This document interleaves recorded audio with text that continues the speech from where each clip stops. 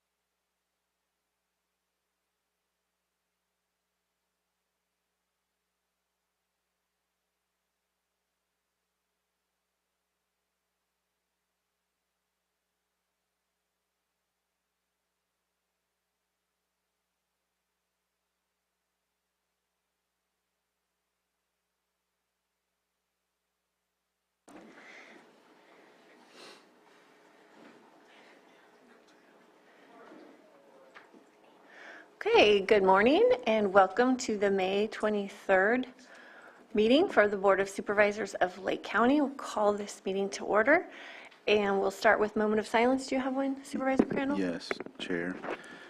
I have a moment of silence for Christopher Aaron Burrows. Christopher Aaron Burrows passed away on May 16th, and he's welcomed home to his eternal resting place by his parents, Anna Marie John and Kevin Levi Burrows. He is survived by his children, Chris Jr. and Christina Burrows, godmother, Jojo Gomez, and numerous family members. We'll miss him. I have one too. Did you see this one? So Joe David Galvin Sr., April 14th, 1951 to May 13th, 2023. Husband, dad, papa, friend, a man who is loved well and loved well. Joe Dave Galvin passed away surrounded by his family on May 13th, 2023 at the age of 72. Dave was the second of three children born on April 14th, 1951 in Harlingen, Texas to Carlos and Ramona Galvin. He is preceded in death by his parents and his brother Charlie. Dave attended Andrew Hill High School in San Jose where he met the love of his life in 1965. Dave and Barbara were married in 1971 and remained together until his last breath. In 1978, Dave's career with PG&E landed them in the tiny town of Cobb Mountain, California, where they proudly raised their three children, Jody, Davy, and Justin. Dave was an avid hunter and fisherman, but his biggest joy came from preparing food for his family, friends, and neighbors. Anyone could stop by completely unannounced, and he would immediately get to work in the kitchen or at his barbecue on the back deck, and within 30 minutes, he would present you with a delicious home-cooked meal. In 1991, Dave welcomed his first grandchild. It was apparent to everyone that he knew that being a papa was the best thing about his entire life. Throughout the next several years, Dave welcomed 7 more grandchildren, none of which could do anything wrong in his eyes. Dave is survived by his wife Barbara, their 3 adult children, Jody, Davy, Tracy, and Justin and Erica, and his grandchildren Dakota, Tyler, Joe, Wyatt, Jackson, Hunter, Trinity, and Camilla, as well as countless family and friends. A viewing and service will be held today, Tuesday, May 23rd at Chapel of the Lakes on High Street. The viewing will begin at 10 a.m. and services will begin at noon, and Dave will be laid to rest at the Glenbrook Cobb Cemetery on Bottle Rock Road. And Dave was my neighbor and one of the first families to rebuild after the Valley Fire. And I'm going to miss seeing him walking around the neighborhood every day and always making popcorn for my kids. We're going to really miss him and sending a lot of love to his family right now.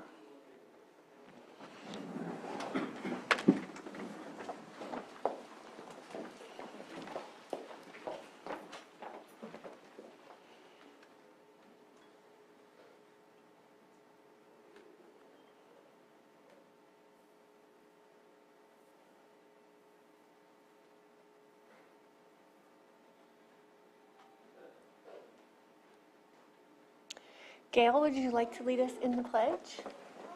I pledge allegiance to the flag of the United States of America and to the republic for which it stands, one nation, under God, indivisible, with liberty and justice for all.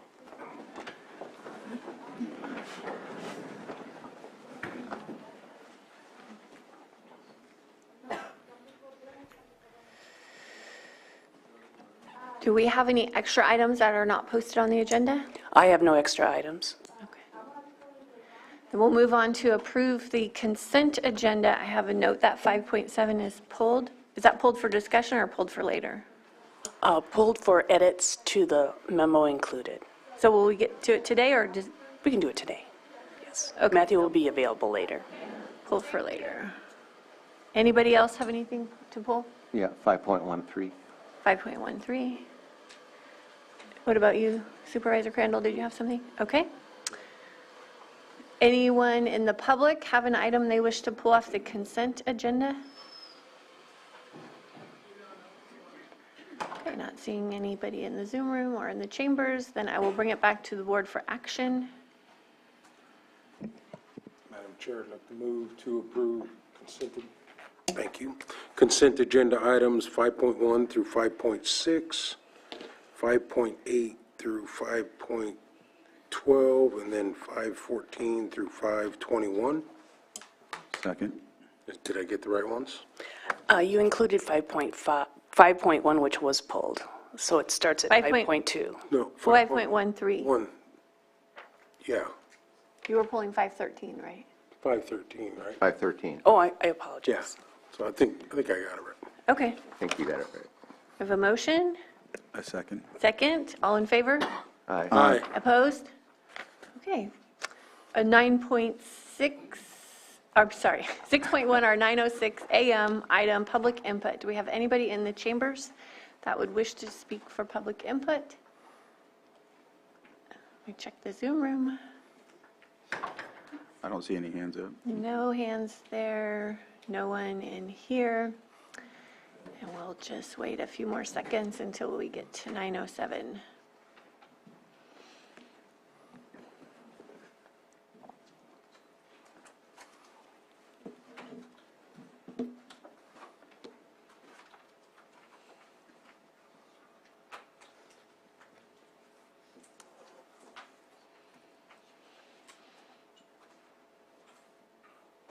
Okay, it's 9:07. Our 6.2 item, pet of the week.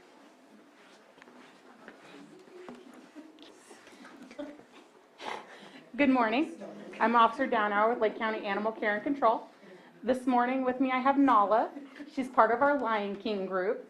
There are 5 more puppies available for adoption out of her litter. They're all boys. Some of them look like her, some of them are black and white, and the other ones look like border collies. They're only 8 weeks old, so they will be a large breed dog. They all pretty much act like her. They're very, very quiet, unless there's food around. Then they're very driven. We think that they could do well in really any environment, especially at this age. They can be pretty much taught to go around cats, cattle, anything. What do you think the breed is? We have them listed as Catahoulas just because they're so different. Yeah. In addition to the group of 6 puppies, we also have 4 additional puppies for a total of 10 right now at our shelter. Yeah, we just had a Jack Russell puppy come in and she was adopted. We also have 2 German Shepherd type puppies available. Oh, so cute. That's the, If you have any questions or would like to just come snuggle a puppy, please come see us at 4949 Hellbush Drive. Or if you have any questions, you can give us a call, 707-263-0278. Thank you so much. And Thank you. last week, Max was adopted. He didn't even last 24 hours. Within 3 hours, he was in his forever home. Yep. Success story. Yeah. Can I just say Sure. something real quick? I wanted to commend Officer Downhour for this weekend. I seen her all weekend. The Clash Against Trash, we had a dog go crazy on some people. She came out and took care of it. And then the next day, I seen her out at the Science Fair in Upper Lake. So just wanted to, give you props for that. Thank you, Good sir. work. Mhm. Thank you so much. Come see us. Come Good luck, Zala. Okay.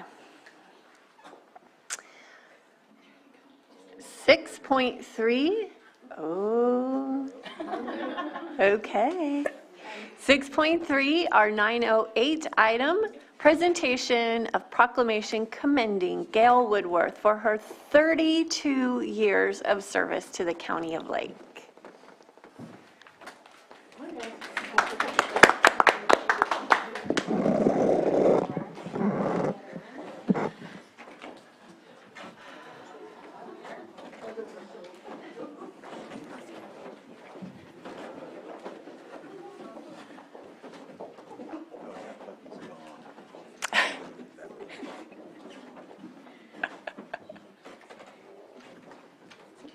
Entire chamber. There we go. All right.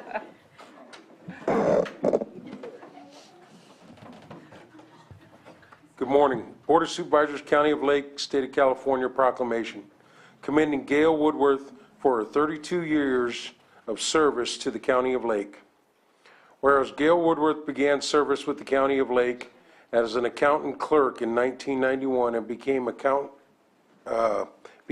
clerk for the Lake County Department of Child Support Services in February 1995. And whereas she quickly and consistently demonstrated strong work ethic and leadership qualities, providing an ideal candidate for promotional opportunities within the department.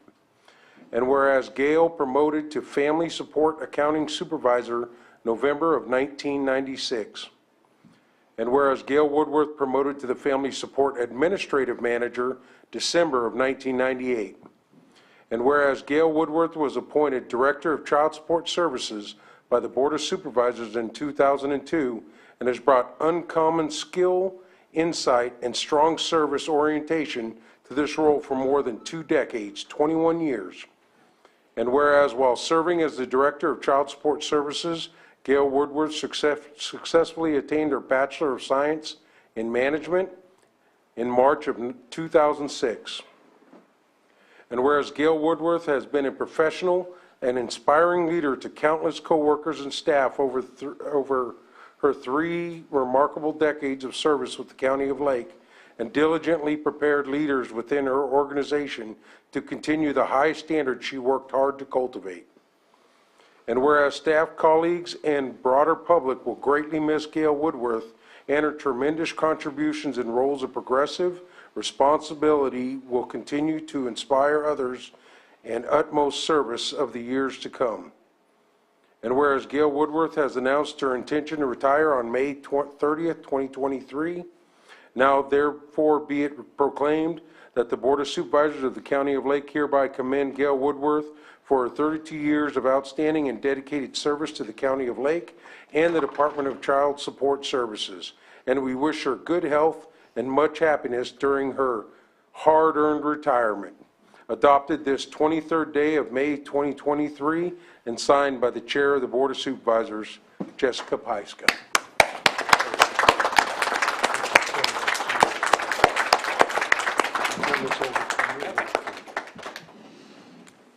So I want to thank everyone so much for being here today and my crew.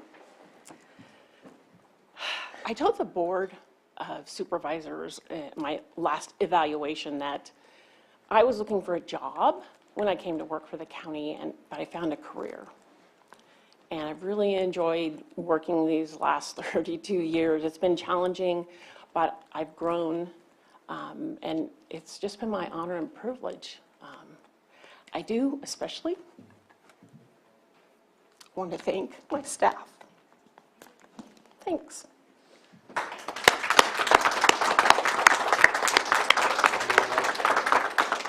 Anyone else like to speak?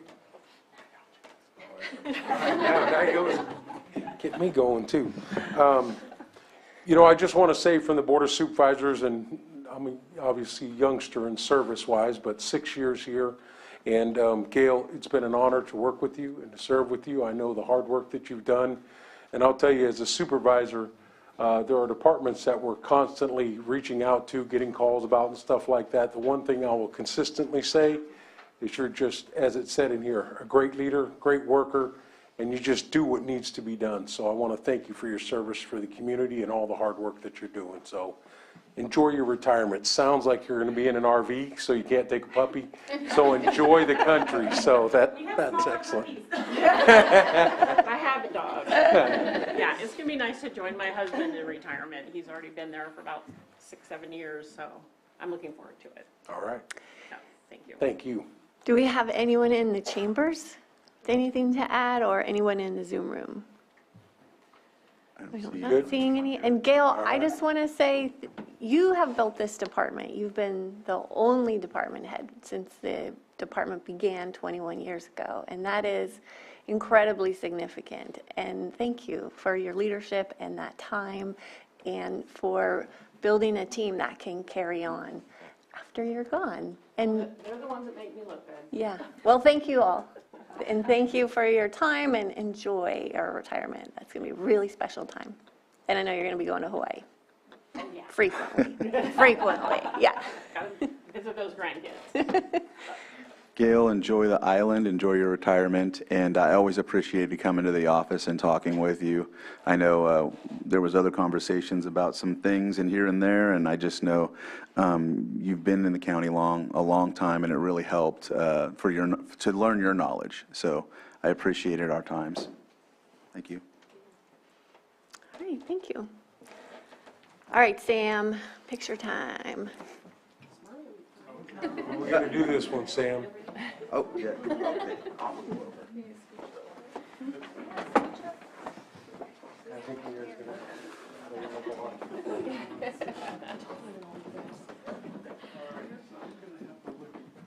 Oh, good. Let me see. There's someone in the back.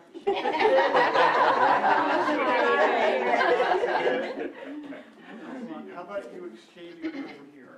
A little bit more. We want to make sure we have everybody in. Right? Now, I can't see if you're smiling because I have to come up here. Are you smiling? Okay, let's see. No, hold on, you don't get off that easy. Let me see. You're smiling, you're smiling, you're smiling. Okay, you got it. Enjoy your vacation. You're good.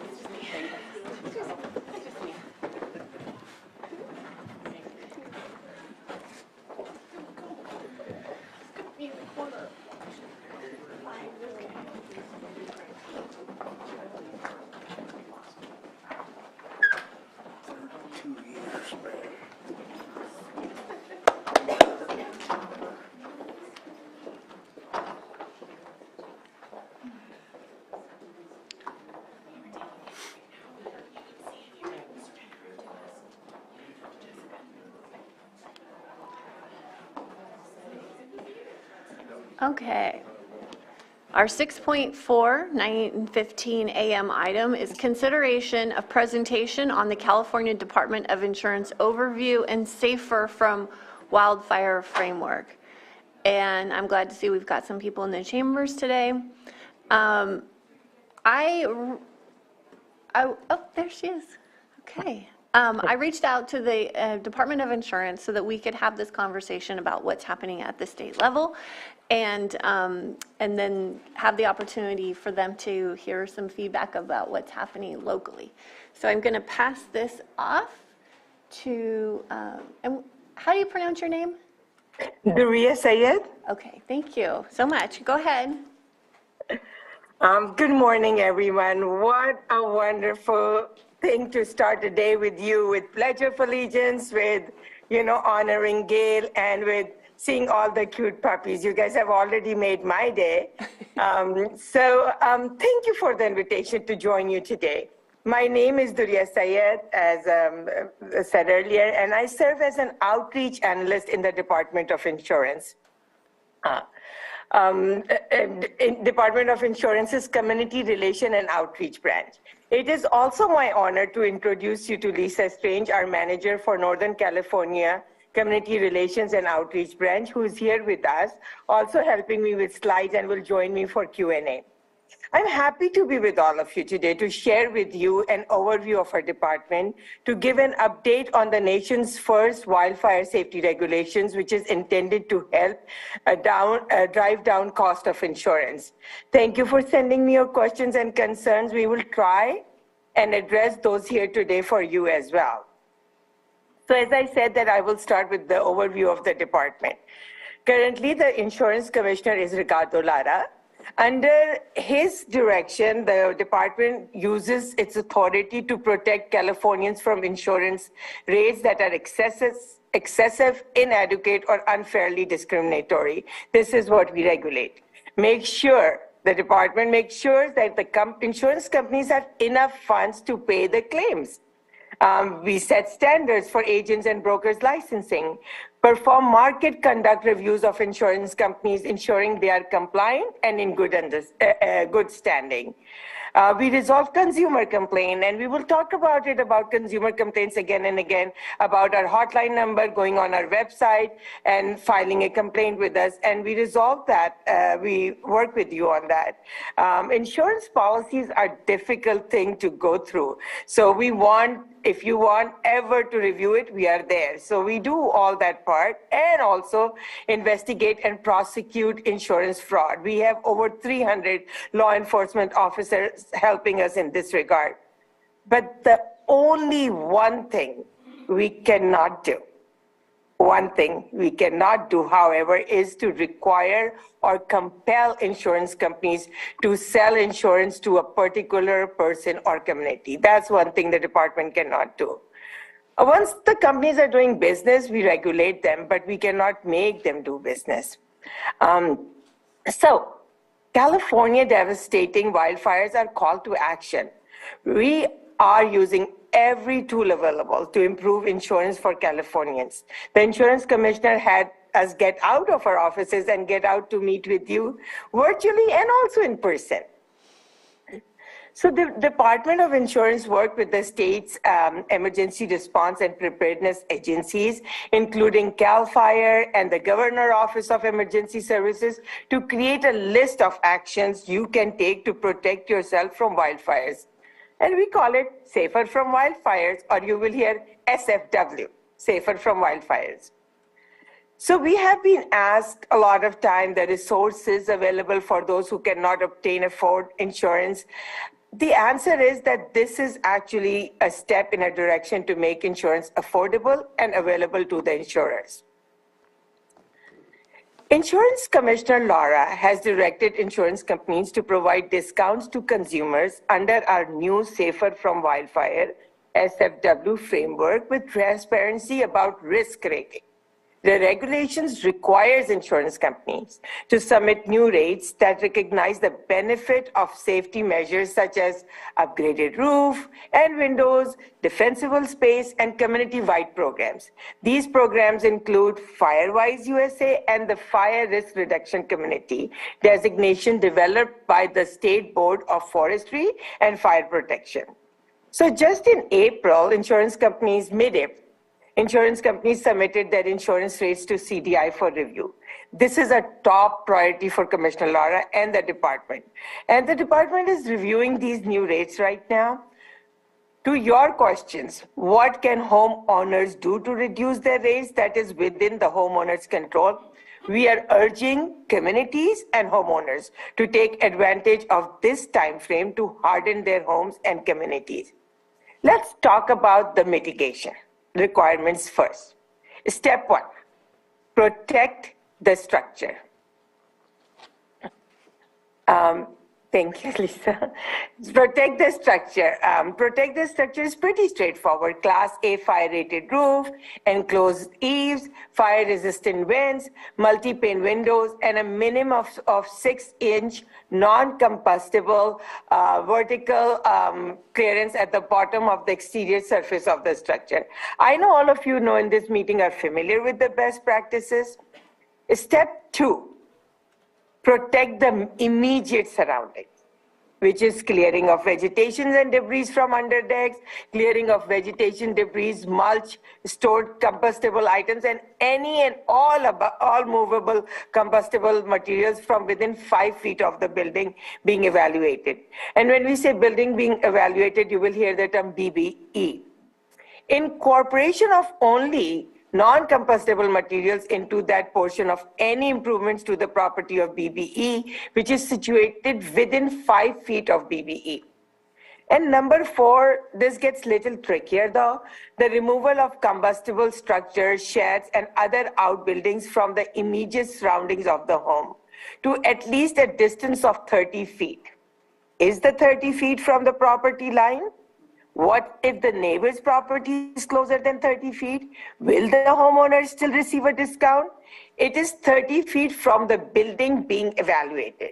The term building being evaluated is the residential or commercial structure in question and includes decks that are attached or adjacent to the structure. In the event that the applicant or insured does not control the entirety of the area extending 30 feet from the building being evaluated, removal of combustible structures from as much of such areas as is under the control of the applicant or policyholder is advised right now. From the purpose of this regulation, the property being evaluated should comply with Public Resource Code Section 4291 and any applicable local ordinance governing defensible space. So who will be evaluating defensible space requirements are being met by the homeowner.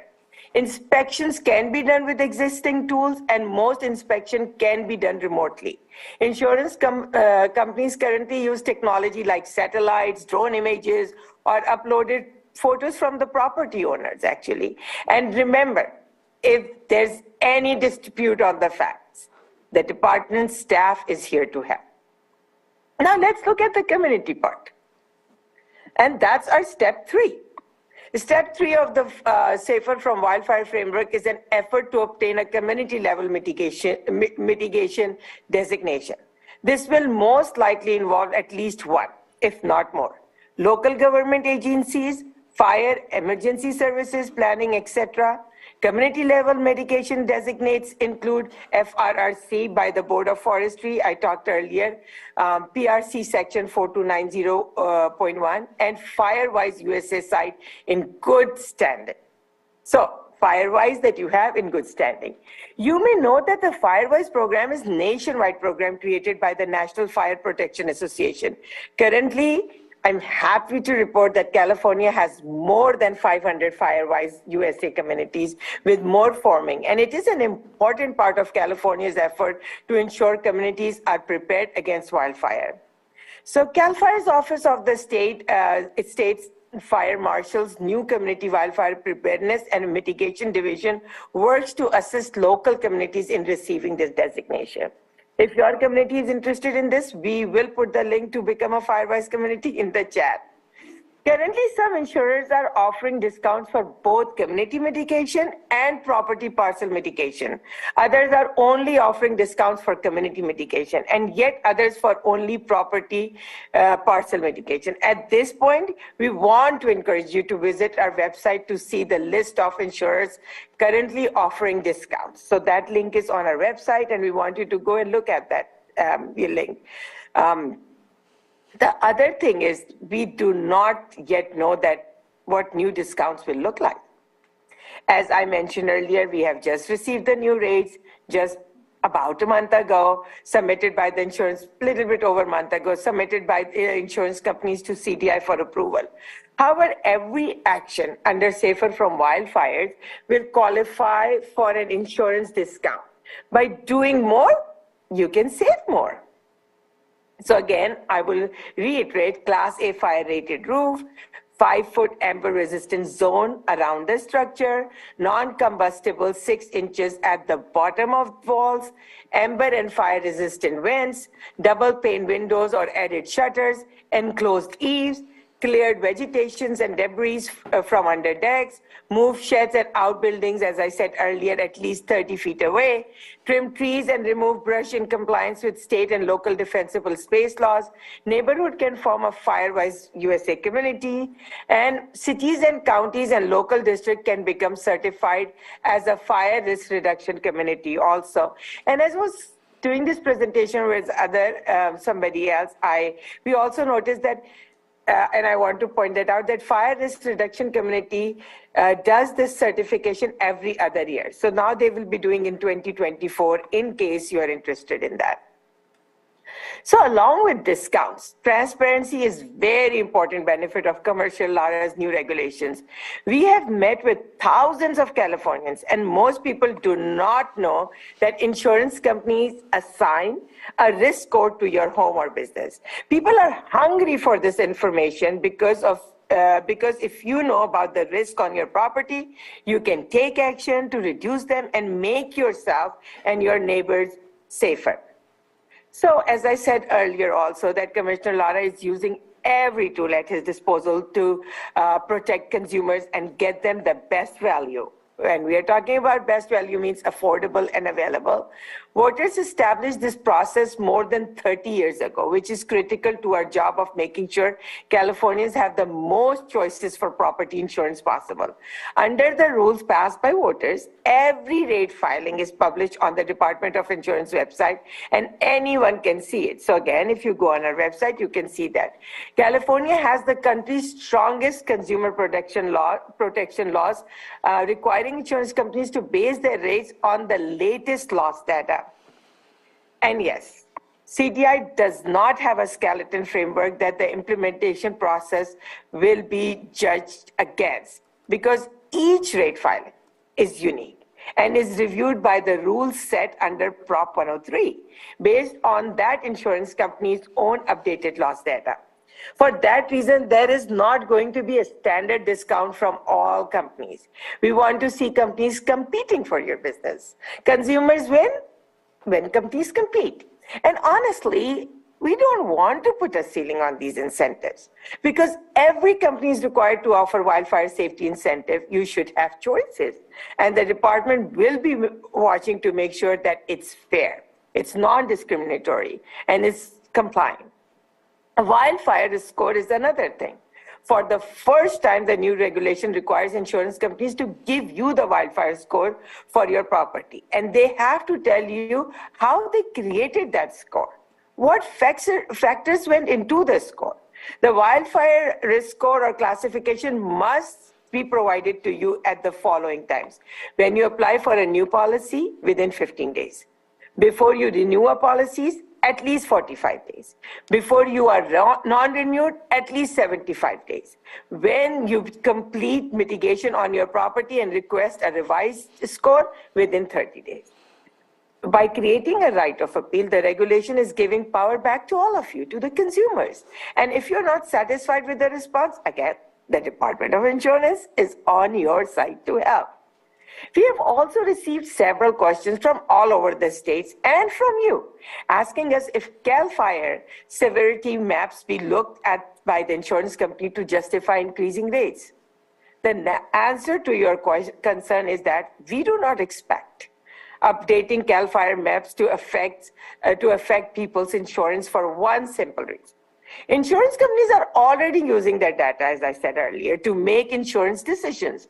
They are taking a detailed look at the risk to your property, which is not what CAL FIRE's maps do. And also, California has a long history of wildfire hazard mapping for public education and safety.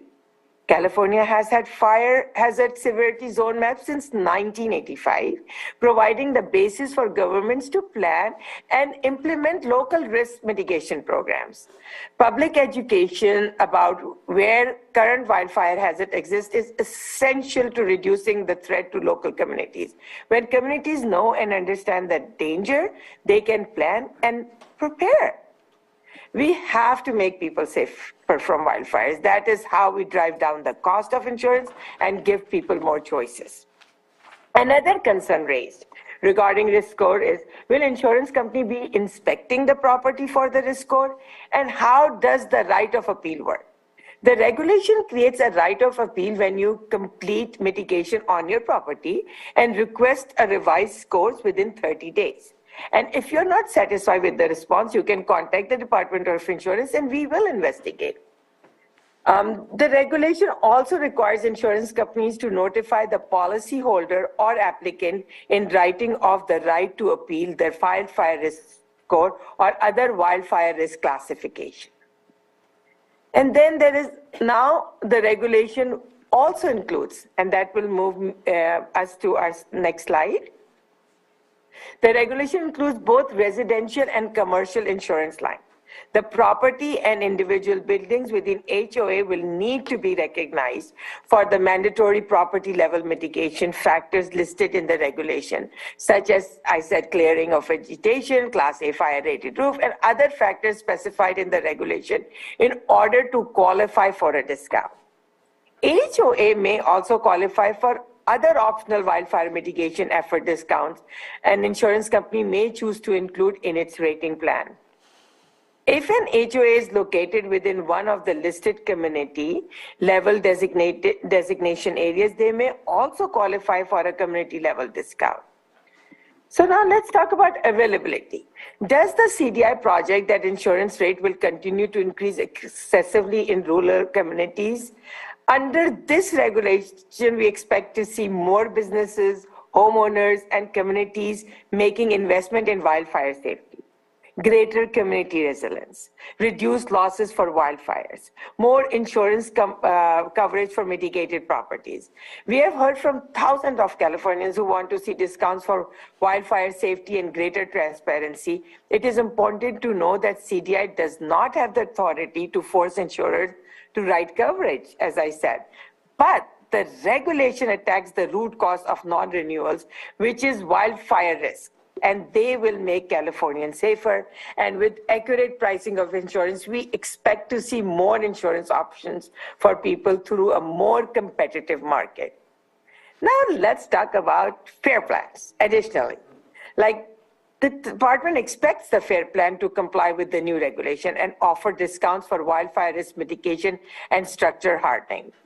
Reforming the FAIR plan is a top priority also for our department. The FAIR plan is backed by insurance companies, not by taxpayers. Commissioner Lara has taken actions to make the FAIR plan work better for people. The FAIR plan currently offers a 10% discount on policies in a participating Firewise community. Over the past 3 years, we have heard many concerns from consumers, businesses, and local leaders about the FAIR plan. As you all know, if you have one of these policies, it is limited coverage, and you have to buy a second policy at a higher cost to cover liability and other things you had before. Here are some of the actions taken by the commissioner. Commissioner ordered the FAIR plan to offer a comprehensive policy option. The FAIR plan sued the Department of Insurance and continues to fight in court to prevent consumers from having this choice. But we continue to keep winning. And we are going to stay on this until you have this option. The FAIR plan agreed to increase coverage limits to $3 million from $1.5 million, where they had been stuck for decades, for the first time in last 2 decades. Also, the month before that, we got the FAIR plan to agree to increase its commercial coverage limit to $20 million, and that's a big win. Now let's see. The state is investing $2.6 million for wildfire prevention and response. Most of these grants are assessed by local governments and community-based organizations like Firewise councils. Our department wants you to take advantage of these grants. We could provide you with the letter of support for these grants if you need one. We encourage you to visit the California Grants Portal, a project by the California State Library, which can help you find all grants and loans offered on a competitive first-come basis by California state agencies. And it is on www.grants.ca.gov. The state and federal agencies responsible for managing fire prevention and mitigation grants are mainly CAL FIRE and FEMA. CAL FIRE, California Climate Investments Fire Prevention Grant Program, 4-year grants projects include defensible spaces and creation of community mitigation plans, hazardous fuel reduction, fire prevention education, fire prevention planning. And FEMA has 1 billion national competitive grants for fire management assistance grants, hazard mitigation grants program, and building resilient infrastructures and community. And then I was asked by Joanna, send me a thing that was, if there is a disaster, how can CDI help? So we're asking you, CDI's top priority is to protect consumers like you. One way we can do that is helping people prepare for disaster before it happens. So we are asking you, Lisa, next slide, please. So we are asking you to be proactive, okay? One way we can do that is, so we can save lives, reduce losses, and recover more quickly. So natural catastrophe can happen, so we want to be proactive, as I said. We are here to guide you. You need to be prepared by having emergency kits ready and developing plans to follow before, during, and after an event.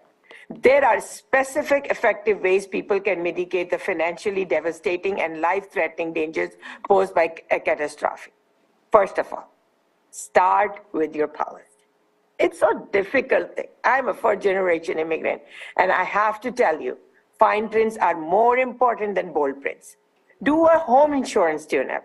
If you haven't in a while, review your policy and make sure you have enough coverage, and keep a copy of the policy safe or upload it on cloud or on send it via email to you. Please make sure you have the right amount of coverage. You need to rebuild your home to the same standard it is now, or have the coverage to rebuild somewhere else. You should make sure to do this, especially if you have done any major home improvements or remodeling, which have increased the value of your home. The department is here to help. We understand that this is a difficult task, as you need to pay close attention to the wordings, including, like I said, fine print. Contact us, and we will review the policy with you. If you need assistance reviewing your coverage, we will do that with you. Then again, home inventory. One thing we urge you to be prepared for any potential disaster by using your smartphone to perform a home inventory to create a record of your belongings. You can also scan important documents easily and remotely access after a disaster.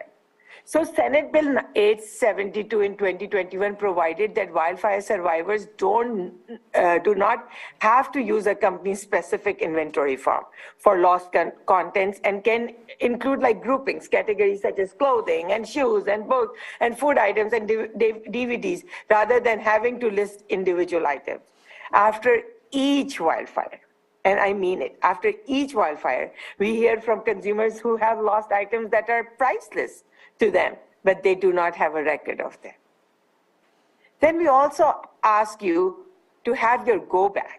And in your go bags, you should have a copy of your policy, even if you have uploaded it on the cloud, your home inventory, and an envelope of some sort to keep receipts in. And once again, the policy and home inventory should also be saved, like I said, electronically. So in the event an evacuation occurs when you are out of the home and do not have the opportunity to grab your go bag, it is saved electronically somewhere for you to access it. It is important to know that while your policy will show a coverage limit for personal property contents, it is exactly that. It's a limit.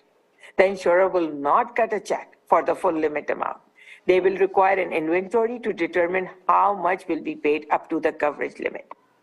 If you ever have to file a wildfire claim, it is important to keep all receipts once you evacuate. Insurers will ask for receipts to determine how much will be paid on the additional living expenses, which we also call ALE portion of a claim. This is true not only for total or partial loss, but also if you're evacuated due to a mandatory evacuation, even if you don't have a property damage claim. Keep your receipts. We have a page on our website titled Evacuation Checklist for Policyholders. We want you to go on that page and look at the checklist for that. If you are affected by a natural disaster, the department has some tips on our website to help you. These include like reviewing your policy, as I said, determine what is covered, speak to your agent or insurance company's representative. Document all your conversation with them and ask about policy limitations. Get at least one estimate or bid on the cost to repair your home to get a reasonable sense of actual cost as compared to your coverage limits. Before you hire a contractor, check their licensing status with the Contractor State Licensing Board, CSLB. We also encourage you to review our electronic brochures entitled Don't Get Scammed After a Disaster. Okay, and please also check our website for disaster recovery centers and local assistance centers where department staff are available to talk to you in person about your insurance questions. And honestly, that's the best place to visit after a disaster because they are there to help you. And there are other agencies at the disaster recovery centers. So it's kind of a one-stop. Currently, we have, we also have, if you go on our website, when the winter storms were there, we had the disaster recovery center. So always look at our disaster recovery centers on our website. And actually, this concludes my presentation. And I want to remind you that please take advantage of the opportunity. We are here to help you with any of your insurance questions. We have a dedicated staff of experts that can answer your specific question.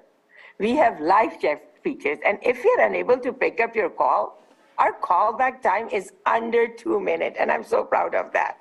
And our hotline number is on the screen that Lisa put it there, 800-927-4357. And if you forget, it's 800-927-HELP, or go to our website at insurance.ca.gov. Thank you so much, and we are open to questions. Thank you so much for this presentation. You covered quite a lot. I do have some questions that pertain particularly to Lake County. As you know, we have been through a lot of wildfires, but we also do a lot of proactive work. We apply for those grants. We have a lot going on. We have really engaged HOAs. I think we're over 16 Firewise communities now, yet we still have a high number of cancellations.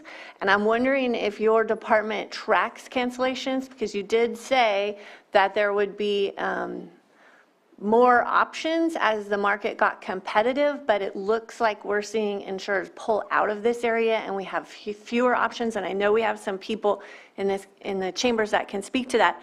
So I'm just, that's what I'm wondering. Are you tracking cancellations, and are you also tracking the different insurers within our county so that we have an understanding of what the options are?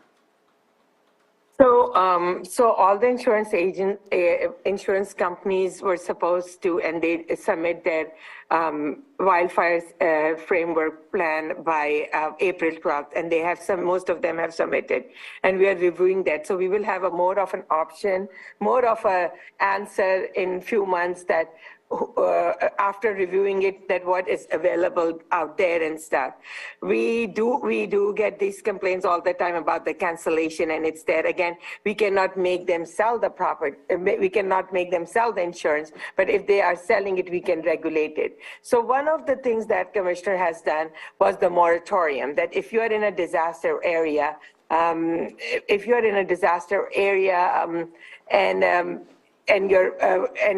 and Governor has declared the emergency, you have a year in your zip code that's given by the, evaluated by insurance, Department of Insurance, look at the area and, give certain zip codes that will have a whole year where they cannot cancel the insurance. But I believe Lisa has put in our chat that you can look at the companies that are being canceled, and the data is available on our website. Okay. Yeah, as soon as the moratorium was lifted, we saw an incredible number of cancellations.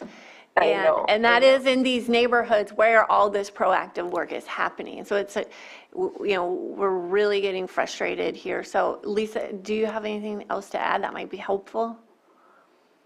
Sure, thank you, thank you. So first, to answer your questions about do we have data on cancellations, I did share the link. I'm not sure who all has access to it. I think it's just the panelists here. But if I'm looking at it for Lake County, the data is current as of 2021. We're still compiling 2022 data. And so we can see on here that in 2021, it does look like there were about 2,600 non-renewed policies that the consumer initiated, and a number of non-renewed policy insurer initiated were 738. And then there is a column on there which lets you know how many folks needed to resort to the California Fair Plan. So I did put that link in the chat, and then you would just scroll to Lake County to kind of get that data.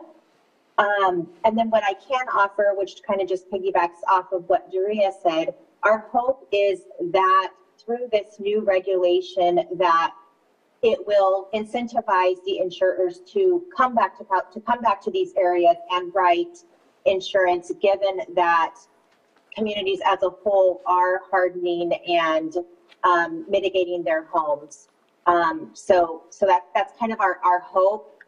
Unfortunately, as Jerry mentioned, we can't make them right in these areas, but we feel like there are many communities who haven't been hardened due to maybe money or whatnot, but they've been given grants, so they're hardening their areas. And so we hope that that is incentive for insurers to begin writing, thus helping our availability and affordability issues. Okay, so when you come back in August, hopefully that's the time that you can come back and you'll have more data. Are you going to have an understanding of the cancellations from 2022? Because that's when we saw a significant spike. And we're really going to need that data. Yeah, let me check in with our data analysis reporting unit and see where we are on compiling that 2022 data, and then we can circle back with you definitely. Yeah, and that, it would be helpful to understand how many of our residents have to resort to the FAIR plan, and what we can do to make some changes. Hopefully we can do something because we're already doing so much. But I think that there's some other supervisors that have questions. Vice Chair Simon? Yep. Good morning. I just want to follow up on the question of cancellations. You read two numbers. One was 2,600 initiated by consumers, and then 700 by the insurance companies. I hope when you come back with the data that even in the consumer-initiated cancellations, that we do some type of analysis on what the increase was, because most of the folks are out there working hard to try and get the insurance, but if your insurance comes back 200% higher than it was the year before, yeah, you're absolutely going to make a decision of, I can't afford it. So yeah, it would be consumer initiated, but not the intention, it's just can't afford it. So I'm hoping we're looking at that data too as we're moving forward, because I think that's really important. We've all heard stories of, $3,000 pay, insurance costs per year going to $9,000 to $12,000. And, so I hope that they dig into that data to really look at that as we're moving forward. And especially here in Lake County, we've got a lot of, seniors, elders, that are on fixed incomes, that do own their properties, that have been for years, that have been responsible. And now we're just hitting with challenges that they just can't afford. So, I hope that data is really dived into that deeply so we can get a good understanding as we're moving forward, because it is a challenge. It's not only affecting the folks that are current homeowners, but any expansion for economic development and opportunities for people to relocate to Lake County, it's going to become a challenge for each and every one of us. Our insurance or our real estate industry is being challenged by these issues. So these are all things I hope that the insurance commissioner is really going to get that down and dirty data on what's really happening in the industry. Because right now there is a big disconnect, and I know we keep talking about the FAIR plan, but the FAIR plan is just, unaffordable to a lot of folks as they're moving through the process. So, yeah, got a lot more questions or concerns. Also would like to, just say for Lake County, our HOAs, our Firewise communities, we've increased so much since 2015 as we've been moving forward at a county level. We have the CWPP, we have our vegetation abatement ordinance and other things that are being put into place. Will any of the counties, specifically to Lake County, we have also got a home hardening program, one of the 3 pilots in the state of California, just making sure that as we're moving forward, that the communities that are doing the work can really get that, the help moving forward. And I know you can't control discounts from the insurance companies, but taking all that into consideration as we're moving forward. Definitely, we are taking all the notes and we are taking it with us. The question for the fixed income has come so many times, and that's one of the things Commissioner is looking into, that how people who are retirees and who are on fixed income. But unfortunately, this is one step, and I think that will be another step that we move forward. So I just want to correct that what I said, maybe I misspoke. We will have the answers of 22 filing from the department, but we would not know about the safer from wildfires things maybe until the end of the year. We will not have the answers in August. And that's why when I was asked to come this month or next month, I was like, let me start the process now and join you guys.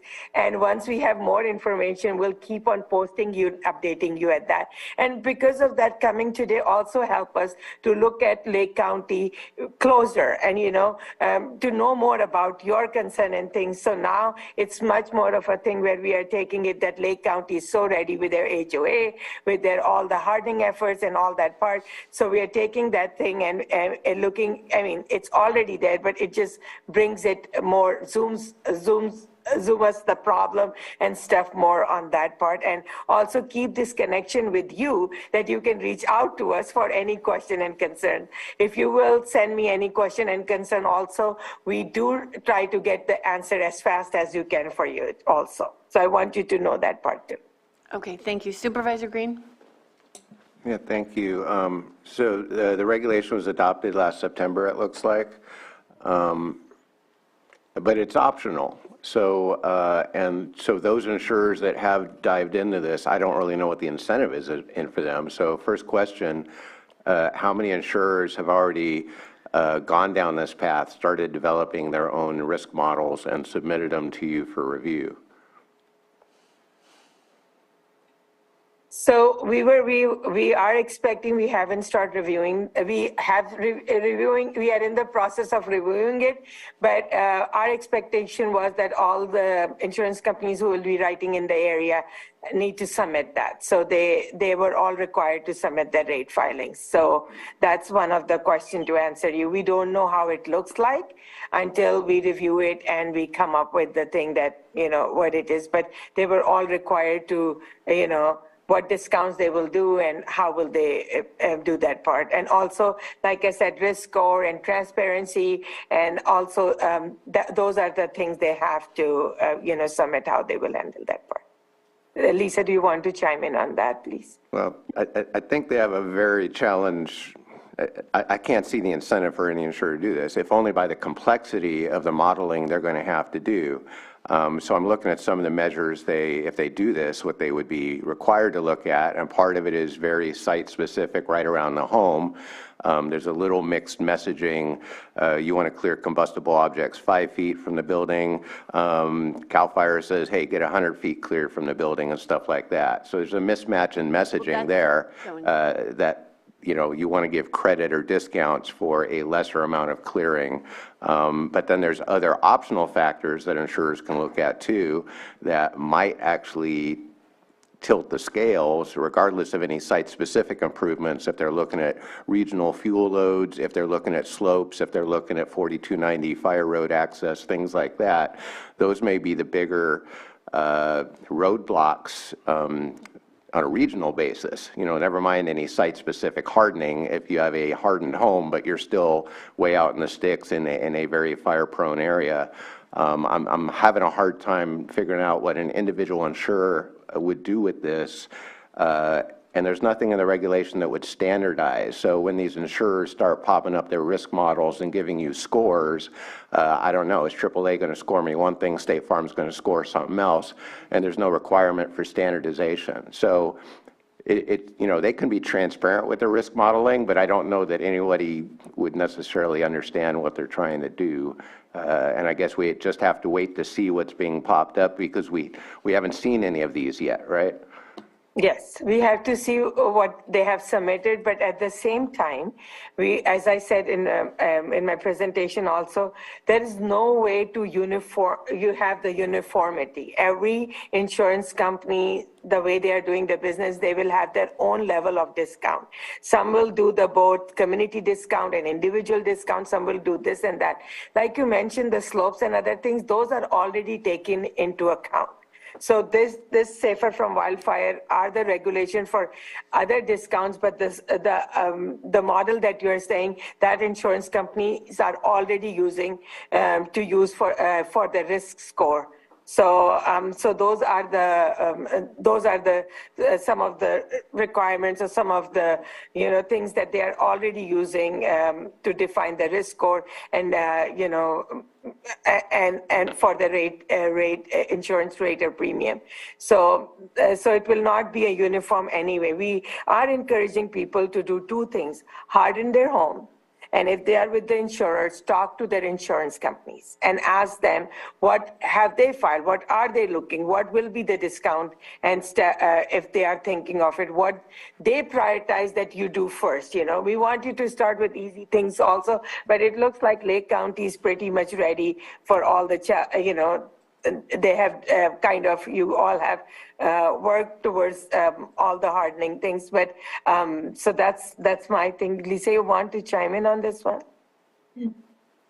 I don't think I really have anything to add, other than definitely in agreement with the person that was just speaking, because that is true. There isn't any sort of standardization in terms of, we don't even know what the discounts will look like, right? I think you used AAA as an example. We don't know yet if they will offer 15% discount and then maybe company B will offer more of a discount. Our hope is that this regulation encourages competition to benefit consumers, which might be some more work on your part initially as these rating plans begin to get approved. We would encourage you to, check different companies to see which one's a better fit for your home and location. So I can kind of offer that as well. But as Doria said, we are taking notes to your questions today, and we'll definitely share with our executive team, and we have a whole wildfire and readiness preparedness team. We can definitely and will definitely share all of the concerns heard today with them. Well, and I'll just add the 5 feet from the house is part of Zone 0, CAL FIRE Zone 0. And CAL FIRE does have Zone 0, Zone 1, Zone 2, Zone 3, and there are different standards for each of those zones and how close they are to the house. That's what that comes from. Supervisor Crandall. Thank you. Yes, actually, there was a lot of discussion about this in one of my town halls recently. And I just wanted to ask, and this may have been covered, but I just want to reiterate this. So does a homeowner need to obtain the insurance carrier that's listed on the discount list that you provided us? Because many are saying that their rates are increasing. When they want to switch to another one, no one will touch them. So they're either forced to stay with the group that they're insured by, or just not have it because they can't switch. So the list that I shared in the chat, Supervisor, is a list of insurers currently giving discounts. It's important to remember that I guess I can not even say to our knowledge, there is no one giving discounts per this regulation yet. We just received all of those rate filings April 12th-ish. And so we're reviewing those and approving them as we get to them. So that list that I shared in the link is insurers already giving discounts. And there is a column on there that shows dates too, just to kind of give you an example. Some have been giving discounts for many years for this work. What the regulation does, though, is it requires all insurers who rate by a wildfire risk model to provide a discount. Those insurance companies are not listed on that link yet. So maybe I shared that link prematurely because, again, it's not the insurers listed for this regulation yet. Can I ask a question? Yeah. When do we expect the new rates and the new discounts? If they've just been submitted to you and you're reviewing them and then you're going to approve them going forward at different times, if someone has their policy coming up for renewal in the next 30 days or 60 days, what do we tell them about, new rates and new discounts? I think that's a great question. And we are, we don't have an exact date. These will could roll out all at different times, but we are hoping that all rates are in effect by the end of the year, or at least like Q4. So October, November, December. Okay. Did you have something else? She was finishing. I also want to add to that we, like I said in the presentation also, that each insurance policy is very unique.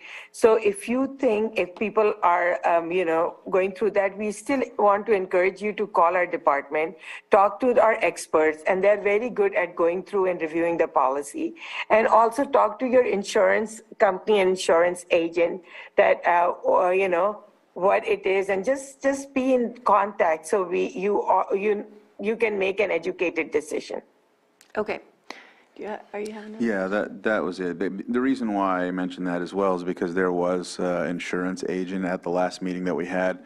Either they're not privy to this, because I didn't hear the discussion about this, but they had mentioned that Firewise communities and home hardening doesn't really help. Yeah, that they were saying that. So I just want to follow up on that point. If someone receives their renewal and it's significantly higher and they want to appeal, and you've got 30 days or 2 weeks or, to go back and forth, how do you maintain your coverage if you've only have a short period of time to either accept the new terms, appeal, or find a new carrier?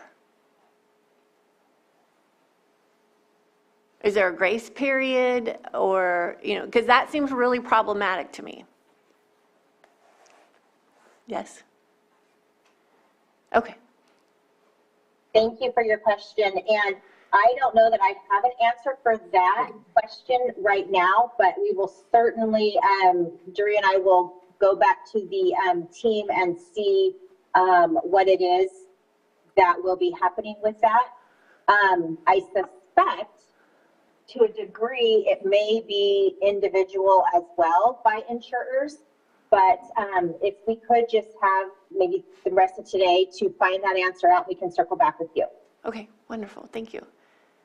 It would be wonderful if all the questions that are brought up today could be answered in a single document, and then we could do a release with that information.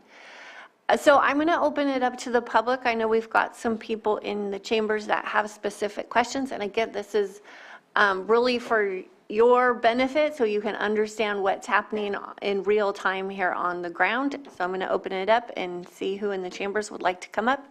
You can state your name and have 3 minutes.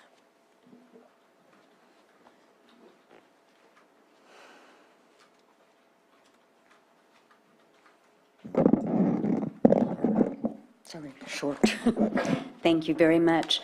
My name is Kathy Andre, and I represent the Canocti Fire Safe Council, as well as the Riviera Heights Homeowners Association. I have the privilege of serving as president for both of these organizations, and I'm here with fellow board members of the Canocti Fire Safe Council today.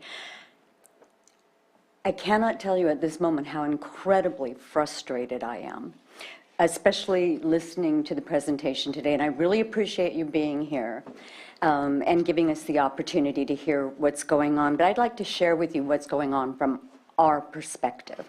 One, right now, it's not just wildfire threatening to destroy our communities, it's fire insurance.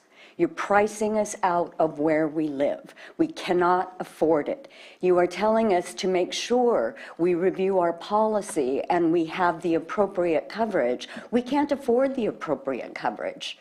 We can't afford the bare minimum, and we cannot even afford the California unfair plan. Our homeowners, we deal with this every single day with our homeowners. I can't believe that you think there's 700 people that got canceled by by insurance companies.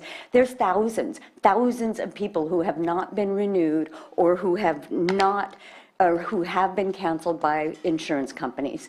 Just in this area alone, I can't even fathom the rest of the numbers in the rest of the state. You provide the list of insurance companies providing incentives for homeowners. I called every single insurance company on that list, and not one agent that I spoke to knew of one discount that their insurance company was offering. Do you test these insurance companies? Do you have oversight and do you call these insurance companies? Because there's a huge disconnect between the corporate level of these insurance companies and what they think they're offering, and the agents that have no idea what they're offering. And the people who get screwed are the homeowners in these communities. Our homeowners and our Fire Safe Council, we represent 4 Firewise communities in our area, and a 5th one is being formed. We spend hundreds of thousands of dollars in fire mitigation every single year. We do education programs on how to evacuate. We put in fire breaks. We have so many different programs going on. And do you know what the incentive is we get from the insurance company? Here's the incentive. We'll cancel your insurance if you don't do the work that we're telling you to do. That's it. That's our big incentive. Kathy, your time's up. You're welcome to come back if you like. Thank you very much, and I do appreciate you being receptive to these comments. And I would really like to thank the Board of Supervisors who have championed these efforts on our behalf. Thank you. Thank you, Kathy. Anyone else in the chambers like to come up?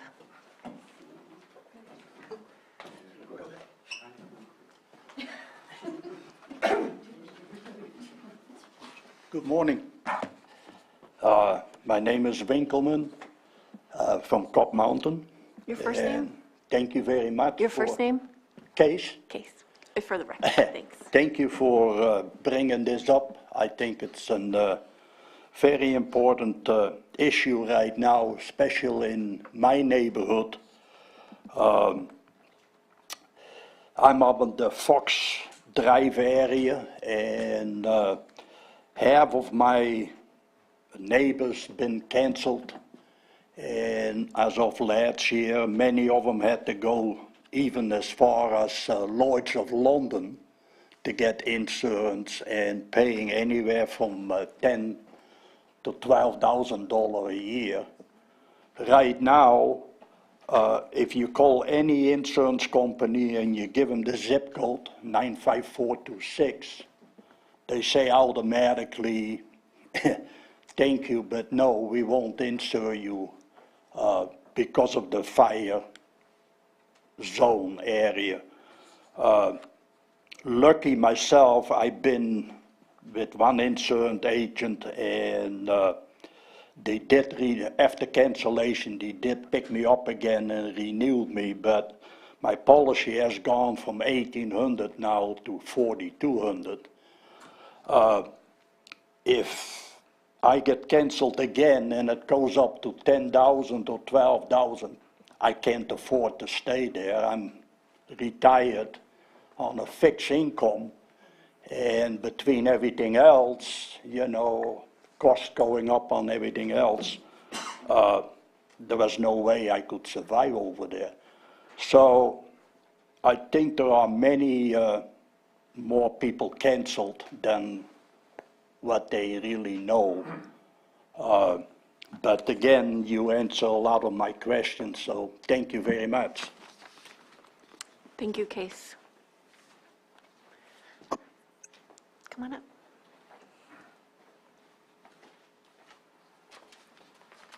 My name's Tim Holmes. I'm building a house on Lockwoman Road. I made a few notes of kind of entering in the process of getting insurance, and I lived in Santa Rosa. I had an agent there who I had homeowners insurance and then renter's insurance at different times at State Farm for probably 30 plus years. I had a renter's policy with her. She said, keep that policy because State Farms offer exemptions if you have a renter's policy. So I said, okay, let's go for the exemption. And they said, no, can't do it up there. And then so she resubmitted an appeal, and they said no again because something about I was clearing my own land and I wasn't a part of a mass clearing, which didn't make much sense to me. And that the coverage had gone up 25%, over 25%. It was a renter's policy, now I had a homeowner's policy. So anyway, that was interesting. And then I asked her if I could subsequently get insurance for losses not covered by wildfires. I mean, in California, you get flood insurance separately, you get earthquake separately. Seems like we almost have to get separate wildfire. I mean, I'd like to have my house covered comprehensively, but if I can't afford fire insurance, I'd like to have something, you know. I also called the local State Farm agent and asked if they did difference in coverage policies just in case I had to go fair. He said no. He said State Farm's working on it, but his agency would be glad to offer it, but it's not available now. On the insurance.ca.gov website, it says State Farm is offering this type of policy. So the website might want to be updated. AAA was offering insurance in this area about 6 months ago because I had a friend that called them, but only for stick-built. Now they do CalFair companion plans, but it sounds like companies decide to blackball this area. No one will give anything but a CalFair plan here, at least in the area I'm in. And like Santa Rosa had a large wildfire and Fountain Grove was burned down. Is Fountain Grove blackballed? I would doubt it, you know. So anyway, I finally got a hold of AAA and they seem to be willing to at least talk to me and give me a companion so-called, like someone said, fair plan. I hope so. But there's nothing definite yet. And anyway, so if it's possible, there's some kind of way they can say insurers can give something without wildfire. That'd be at least something. If the house was burgled or something, it'd be, you know, something, because I'm making sure that my house is very fire safe, cleared all over the place. And anyway, that's Thank you so much. Yeah. Anyone else like to come up? Can I ask a clarifying question from that speaker? Did he say that was State Farm that told him they do not sell DIC policies? Yes. Yes, that was State Farm. Okay, thank you. Hello, I'm Kathy Seiler from the Canocti Fire Safe Council. Besides all of the other concerns that have been brought up, one big frustration, I think, is the lack of standardization of mitigation. Many people mitigate, are non-renewed, go to another insurance company and are told that those mitigations, they won't cover them. So you had mentioned at one point that the Insurance Commission seems to be going down an avenue of encouraging insurance companies to be competitive. That doesn't really help people. There should be a homogenization of mitigations. If you do certain ones, you should, across the board, have a reduced income. I mean, starting from the very top, you know, with a metal roof and concrete siding and so forth. Is the Insurance Commission planning on trying to do something like that? If people are mitigating and non-renewed, and the mitigations that they've already spent thousands and thousands of dollars on are not recognized by another company. It seems to me that should be a role of the Commission. Thank you. Thank you. Yeah, no, come on up. I don't want to address them. Okay, come on up. You can, whatever you want. I don't want to be on the phone. I don't want to be on with them. Oh, okay. It's a public record if you want to, I can get myself in trouble with my company. okay, I'm not good. okay. If we talk about it. You can send us an email or we can talk offline. Okay, I mean, I can address them a little bit, but. sure, whatever you feel like. Want to take your shirt off? You want a sticker? I should have worn it. Yeah. Hi, good morning. I'm Pat Lambert. I'm a local insurance agent. I believe what you guys are doing is posturing a little bit here politically. I'm having a hard time hearing what I'm hearing. You guys have done nothing to help the situation. I work for a company, and we're seeing it everywhere. The market is getting harder and harder. You guys sit here and talk about being competitive. Nobody can be competitive right now because they're losing their shorts. When the local companies in the state of California are losing billions and billions of dollars, our system is broken, and you guys have done nothing to help fix it. You look at states like Colorado, who are profitable in this line of business, but California is not. Myself, my own community, everybody is getting hurt, and there's nothing the state of California has done to fix that. So I have a hard time because I'm here for my customers, my clients, my community. I may work for an insurance company, but they don't come first. Our community comes first. And so we've got problems, and I don't know what you guys can do to fix it, but right now what you're doing is nothing other than talk. And we talk about the hardening, we talk about these discounts. I don't even think you guys have a clue what's going on. You're talking about April. My company started giving discounts earlier this year. So there are companies that are giving these discounts that we've been told were approved by the Department of Insurance. And we can throw those discounts in there, but they're not the biggest discounts in the world either.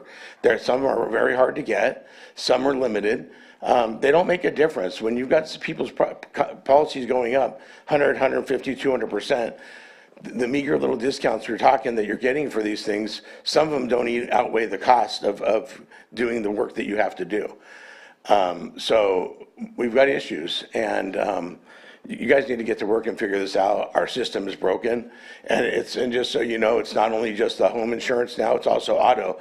Nothing's been said in here about this, but State Farmers have all gone to 25-day wait periods just to insure an auto policy. Geico stopped writing policies over the phone. Costco shut down all their personal lines insurance in California. These are things that are going on. It's not in the news. The department's not talking about it. It's a big issue in California, and the way we're going, you're not going to be able to get anything in the state. You guys are making it impossible, and we hear this all day long. It's the state of California, it's the regulators, it's the insurance commissioner. So there's something wrong. You guys have broken our system along with the insurance companies, and it needs to get fixed. Thank you. Thank you. Do we have anyone else? Anyone else in the chambers before we move to the Zoom room? Okay, we have one hand up in Zoom, Elliot Hurwitz. Elliot, you can unmute and state your name and you'll have 3 minutes. Good morning. I'm Elliot Hurwitz. I live up in the Cobb Mountain area. And amen to everything everybody has said. The only thing I'd like to add is that need to think about this in terms of not just the existing homeowners, but particularly for communities like ours, which have been devastated by destructive wildfire. The rebuild process is being made, add an additional burden to that. Our home burned down 8 years ago. We had to give up doing a stick-built home after the COVID kind of price explosions and that. Now we're finally, really literally this week, on the verge of trying to get a manufactured home on our lot. And the prospect of not being able to get an affordable policy while I'm actually shopping for a mortgage is terrifying. We've already, we've put in, hundreds of thousands of dollars. And I'll tell you, people up here, we are experts on mitigation. For the last 8 years, in particular, since our fire, we've got we've already talked about the Firewise communities, but I'll tell you, every one of my neighbors and we have, we have local fire drills. We're in communication. We have, as I said, we are truly experts in this. And I really agree about this topic of actually having to set statewide standards, it's not rocket science. It's a certain amount of complications, slope, vegetation, et cetera, but that's, it's not unsolvable. And that California needs to set uniform standards and require insurance companies to provide discounts for those homeowners who meet those standards. And I'll tell you, you do that, and not only will we begin to see, the insurance problem begin to solve, but that will actually incentivize, much more aggressive homeowner compliance with the best practices. We know what they are, and so I think it really, this issue of who are we doing this for, I don't think it's a matter of just having to create a quote-unquote competitive market for the insurance companies. No, this is really something that goes to core state policy in terms of being able to I mean, the whole issue of the quote-unquote California housing crisis, we're attacking it from every, I think there were 50 bills in the legislature this year trying to look at housing crisis. But if you can't rebuild in a fire-destroyed area, that is just taking a whole segment of the housing market off the table. So I really encourage you to take back to your bosses the message that the California Insurance Commission needs to do a much more in-depth and proactive job in terms of creating an a usable insurance market in this state. Thank you. Thank you, Elliot. I'm not seeing any other hands up. Anyone else in the chambers? Take a turn. Okay. Elliot, your hand's back up? No. Okay. So I will bring it back to the board. We had a few comments about manufactured homes, and the reality is that many people in our county can only afford a manufactured home for a rebuild or for whatever reason. This is a big source of our housing stock, and it will continue to be that, and we need to make sure that they're going to be insured along with stick-built homes, and it's really difficult to get a manufactured home insured, as we've heard today. So that needs to be considered when you're looking at what's happening in our county. And I need to know if this has been considered or can be considered. How can you cap increases? In what industry and in what market can a company be allowed to increase by 200% or more? That seems unacceptable and seems like something that should be monitored. And the other thing is, when you come back and we've got the data to look at the cancellations that have happened in the last couple of years, we really need to analyze the percentage of FAIR Plan policies that we have in our county. Because if we only have FAIR Plan in our county and no one else has a standard plan, then that is a huge problem. So those are some of my questions that I want looked at. I'm going to open it up for the rest of the members to speak. Supervisor Green, what are your priorities that you would like to hear back when we have another visit? Well, one thing, and I thank you again for the department and for the comments from the people in the audience. One thing I'd like to hear about is, just like when we were talking about the fire hazard maps, CAL FIRE, their methodology, and I know the board majority took exception with that, the methodologies that are going to be used by these insurers are going to be arguably even more complicated than the broader mapping tools used by CAL FIRE, because they're trying to analyze risk versus hazard, so it does get very site-specific, and I can't imagine that there would be one universal standard that should apply statewide, because it should include things like regional fuel loads and slope and stuff like that. One thing I would like to see when we come back is not just, what paltry list of insurers is actually offering anything using these new regulations, but whether there's any incentive in there. I think the larger part of this equation by far is how many hundreds of millions of dollars did those same insurance companies pay out on wildfire claims in this county over the last decade. It's a chunk. Not here to speak on behalf of the insurance industry. That's not going to be a popular thing today, but they're businesses. They answer to their shareholders.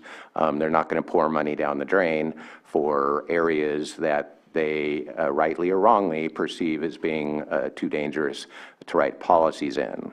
So if we don't like the CAL FIRE map, if we don't like these regulations that have been adopted because we don't think they go far enough, then what's the next step? But I can see, speaking devil's argument again, why an insurer would be reluctant to say, oh, this whole region burned down, now we're building maybe some manufactured homes, but maybe also some stick-built homes, McMansions on hilltops in heavily forested areas. So we're doubling down on maybe things that made good sense several decades ago, but in an era of climate change, pervasive tree mortality, and the risks that we know more about today, I'd like to hear from some insurance companies. What do they see in terms of the risk models here in the county? Why are they doing non-renewals here? And I know you can't force them to sell insurance. I know you can't also force them to show up to a Board of Supervisors hearing. But I think they're probably the biggest part of this puzzle, and other than just yelling at them and saying these regulations aren't sufficient to solve the problem, we do need to go back as the state, as the county, and as a department there and say, this is good as far as it goes, but we don't think it goes anywhere close enough to solving, like you've heard, just hundreds and hundreds, if not thousands, of non-renewals going on right now, and all we have is some slim hope that some insurers will step up and give a little weensy discount in some site-specific areas, but maybe some other areas, zip codes, they just won't insure at all. So I'm a little still mystified where their heads are at. I know you don't have answers for them, but that's what I'd like to see when we come back. I'd like to hear from an insurance company or two or three what's going on, boots on the ground here.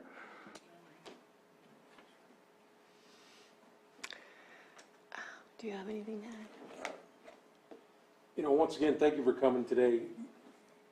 So obviously a very complicated issue as we move forward. When you come back in August, and I think that's what we're talking about, It's right? not going to be August. Okay, at the end of the year? Yes. As we continue the conversation of, how we move forward. We heard it today. It is called the California Fair Plan, but, you hear it more often than the unfair plan. And it looks like during this transition here in Lake County, that may be one of the options that people are forced to. So looking at how we can, or the commissioner can, help make that competitive and comprehensive, I think is a real focus. You say you can't force the industry to do things, but there are things that the commissioner can do to hopefully help move that forward. As we come back, we just need the data. I really think that data is skewed. We heard that today. I think there are thousands of folks, and I really would like to see that data on initiated from the consumer or from the insurance company, because as we heard today at the, here at the diocese, a lot of folks, when you're faced from going from 3,000 to 12,000, you've just got to make that decision on how you're moving forward to survive in the home that you've had for many years in the family, or potentially rebuilding. But we're doing the work here locally in Lake County, and we want to continue that conversation of how we help our homeowners move through these difficult times. So, yeah, there's no easy answers, but more data and more information, and really understanding the boots on the ground and what's happening here locally to Lake County. I know you guys are charged with the entire state, but we need to focus directly on Lake County's hard work that it's done over the past 8 years. Thank you. Supervisor Crandall? Yeah, no, I think my fellow supervisors have covered a lot already. I think, and maybe this was covered as well when it comes to FAIR or anything that has to do with working with these insurance companies, but when imposing some of these initiatives, I think it's key to consider the fact that our counties that are rural have a different situation than some of the urban onsets. So I'm not sure how you can implement that. I know some of our collaborative groups probably emphasize that at the state level. So I just highly encourage the insurance commissioner to look at that in a different aspect. It's not a what do they call it, cookie cutter for all the counties. We can't afford what LA does, LA County or Orange County or any of them who are burdened by fires as well. And we don't have as much resources as these other counties. So just wanted to highlight that if that hasn't already been covered. Yeah, thank you. And it's just important to look at this holistically as an economic issue for our county. A lot of our residents are suffering. And as we look at growth and how we further develop, which we know when you further develop and you develop that infrastructure, the risk of wildfire goes down. And so we can't be stuck in this mode where we can't be building because it's too cost prohibitive. So these are all the things that we'd like you to consider, work on bringing us back some of the questions that have been asked today so we can get those out to our residents. And then we really look forward to the next time that you're going to come. Maybe it's the fall. Does fall sound good? Okay, good. All right, so thank you so much for coming and having this conversation with us, sharing your work, hearing some of the specific pain points that we're dealing with in this rural county. I feel like you've heard us today, and I'm looking forward to the responses and keeping this conversation going. So thank you so much. Thank you so much for having us. Thank you so much. Have a great day. Okay. And thank you to everyone who contributed to this conversation today. It means a lot to have your voices here today with this. So our next item, let's take a break, and then we will move on to our 10-year pavement rehabilitation plan, which is equally exciting.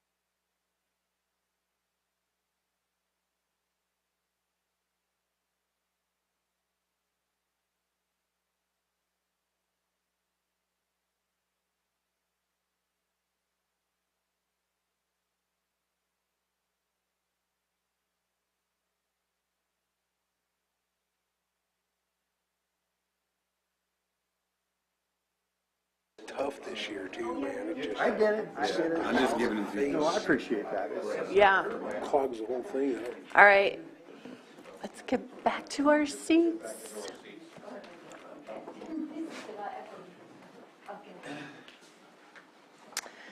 Okay, our next item, 6.5, 10:30 a.m. Consideration of presentation of pavement management plan update and 10-year pavement rehabilitation plan.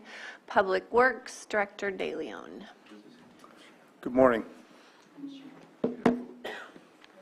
So, first part of this presentation this morning is the update of the county's pavement management plan, and we have our consultant, Deborah with NCE is on with us. Good morning, Deborah. Nice to see you. Just a little history here. NCE has been the consultant that has been helping not only Lake County but our two incorporated cities with pavement management updates for many years. We do the update about every 2 or 3 years, and she can help correct that if I got that wrong. But NCE just completed the updates for the two cities and the county, and so what Deborah will be presenting this morning is the update to the pavement management plan. It is the overall county plan.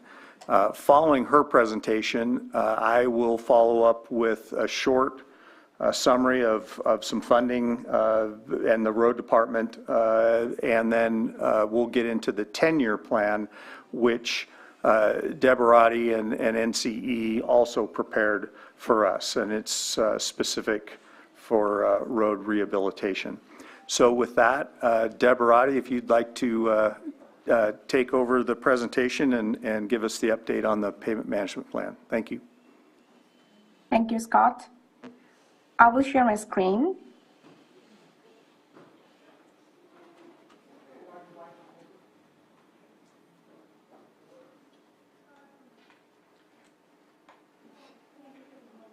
Let me know if you can see my screen.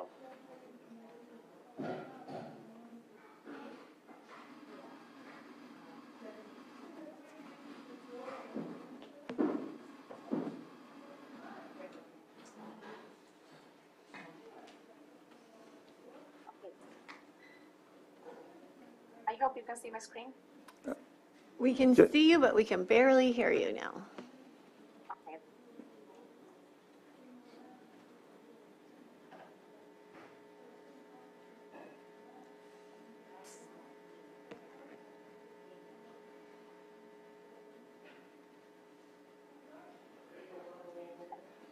Is it better now? Sam, can you get the... Maybe we could get that door closed.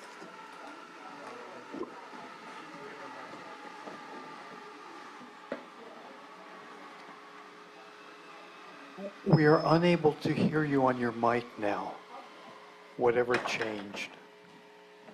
Can you hear me? That's better. That's better. Thank you. Okay. Probably because I wasn't talking before. Okay. All right. So thank you, Scott, for introducing me and my team.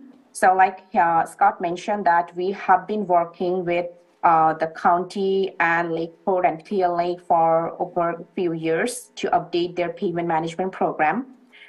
So today I'm gonna walk you all through that what we have done under this update and what the county's pavement condition looks like and what's the funding needs, funding deficit, and under different funding scenarios, what the county's pavement network condition would be looking like.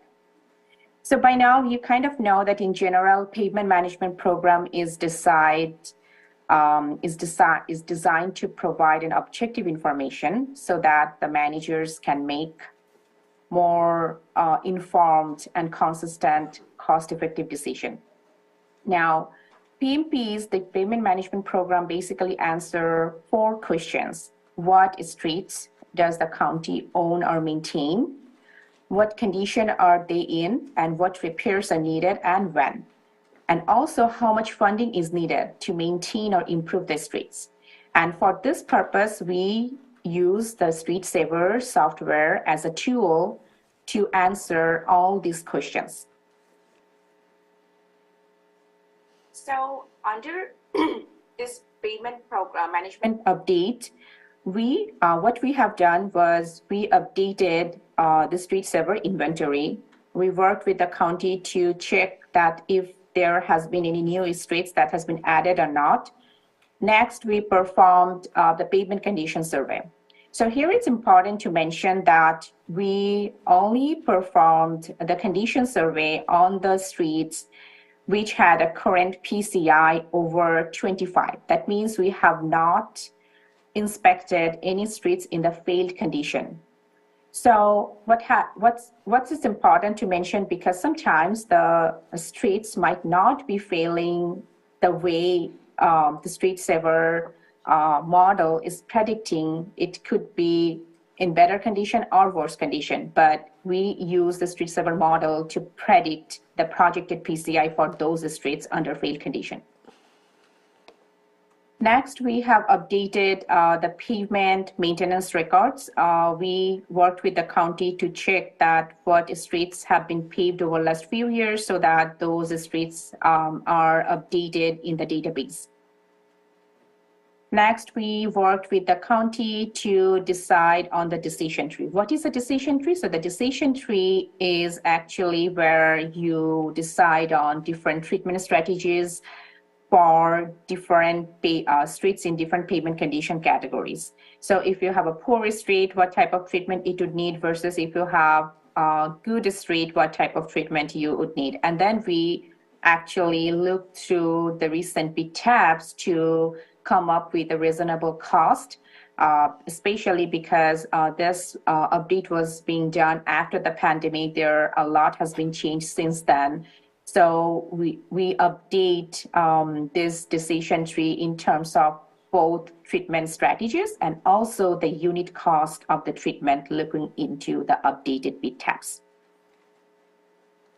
And also we worked, we kind of fixed some linkage issues for the county's GIS map. GIS map is a feature in the Street Saver where you can actually see the maps. So it helps you understand which area is in poor condition versus which area is in good condition graphically over a map. And next, we perform the budget needs analysis. So budget needs analysis basically tells you that this is your network, and if you have unlimited budget, unconstrained budget, these are the treatment you should do to bring your network to a certain condition that from that on you can maintain your pavement. Because Street Saver is always preaches the strategy of maintaining good condition in a good street in good condition. That means so that you have to spend less money to maintain, rather you are making it fall into poor condition category where you have to spend more money. Next, we performed several budget scenarios for the county to give an idea that what type of funding level you need to have to reach to a target PCI. So if your existing budget is not enough, then how much money you would need to improve a PCI to 50 or 70. And also, we developed a work plan for the county. So we also ran the scenarios to see if you incorporate that work plan, then what will be your pavement condition be looking like. And next, we summarize all of these findings into a report, and we submitted the report to the county.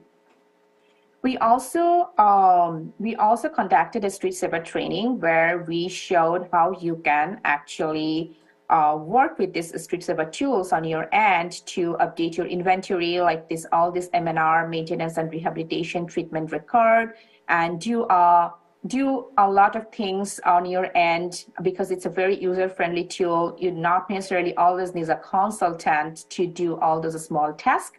So we also conducted a Street Saver training, a rigorous Street Saver training, which showed all of those. So next, under this update, we actually updated all of County, Lakeport, and Clear Lakes pavement management system. So what is included in the Lake APC network? Clear Lake has approximately 81 centerline miles, Lakeport around 30, and of course the Lake County has the largest, approximately 500 centerline miles or 499 centerline miles.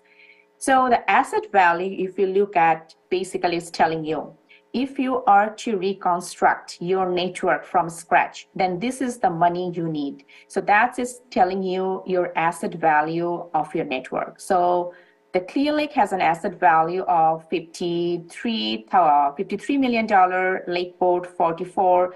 Since Lake County is the largest, so it has approximately $374 million of asset value. So total Lake APC has 0.5 billion of asset value. Today's presentation, we will only focus on Lake County's update. So this is just to give you an idea that what we did under this update and where all other agencies stand in terms of asset value and centerline miles. So next, this pavement condition is typically quantified using pavement condition index, which is PCI, and it ranges between 0 to 100. So 0 being the best and, 0 being the worst and 100 being the best. This PCI scale is divided generally into 4 condition category, 0 to 25. Less than 25 is basically failed or poor, very poor street. Between 25 to 50 is considered poor. 50 to 70 is fair condition, and above 70 it's good or very good street. So if you want to look at in terms of photos, so a very good street would be like it's just kind of paved, or it's few years after paving where you can barely see any cracks. On a fair street, you would expect to see some cracks and probably some distress, and probably you might, when you're riding, it might be a little bit rough. On a poor street, you will see a lot of cracks, especially along the wheel path, and you might see some dips as well. And the right quality, if you're riding on it, it will be rough. And if you look at a poor street, then it is like kind of broken into pieces. It's a lots of distress on the street. Basically, it's not looking very good. And of course, the riding quality will be very, very rough. So this is kind of an comparative, like a visual presentation of what the streets might look like in different condition categories. Now, the county-wide PCI, that means if like the overall, this Lakeport, Clear Lake and county, if we do an area weighted average PCI, the county-wide PCI is 37. And the county's PCI is 34. So it's almost towards like a very poor or fail condition category. So it's very important to understand that some actions needs to be taken to kind of lift up the PCI towards the green zone. So the next one, I'm showing you the network PCI. It is basically the historical PCI over the years. So all these years you're seeing, basically we inspected your network and those are the inspected PCI. So it was 42 in 2011, it was 41 in 2014. The last update we did for the county was in 2018 when it was 37. So you can see a downward incline and it dropped 3 points since 2018. The 2022 statewide average PCI is 65. So also in CE works with the California, all the statewide, all the agencies to kind of prepare this final report where we have the survey forms and then we document all the agencies' PCI and then we calculate this statewide PCI, which happens to be 65. If we look at the breakdown of the major versus local streets, so you can see that the arterials, all the streets, all the functional class, I'd say, all the functional class is in poor condition. The rural local is the worst with 25. It will be rate in just probably 1 year if we if we do not do anything in this area, because a PCI of less than 25 is considered failed condition. The county also has a little bit portion of airfields, and the residentials is probably not very rural. Those are in good condition, but that's a very small amount of the area. I just kept it to show you so that you understand the portion of the different function class the county has in terms of area. Now, I always think that the PCI number could be a little bit, doesn't tell you the whole story all the time.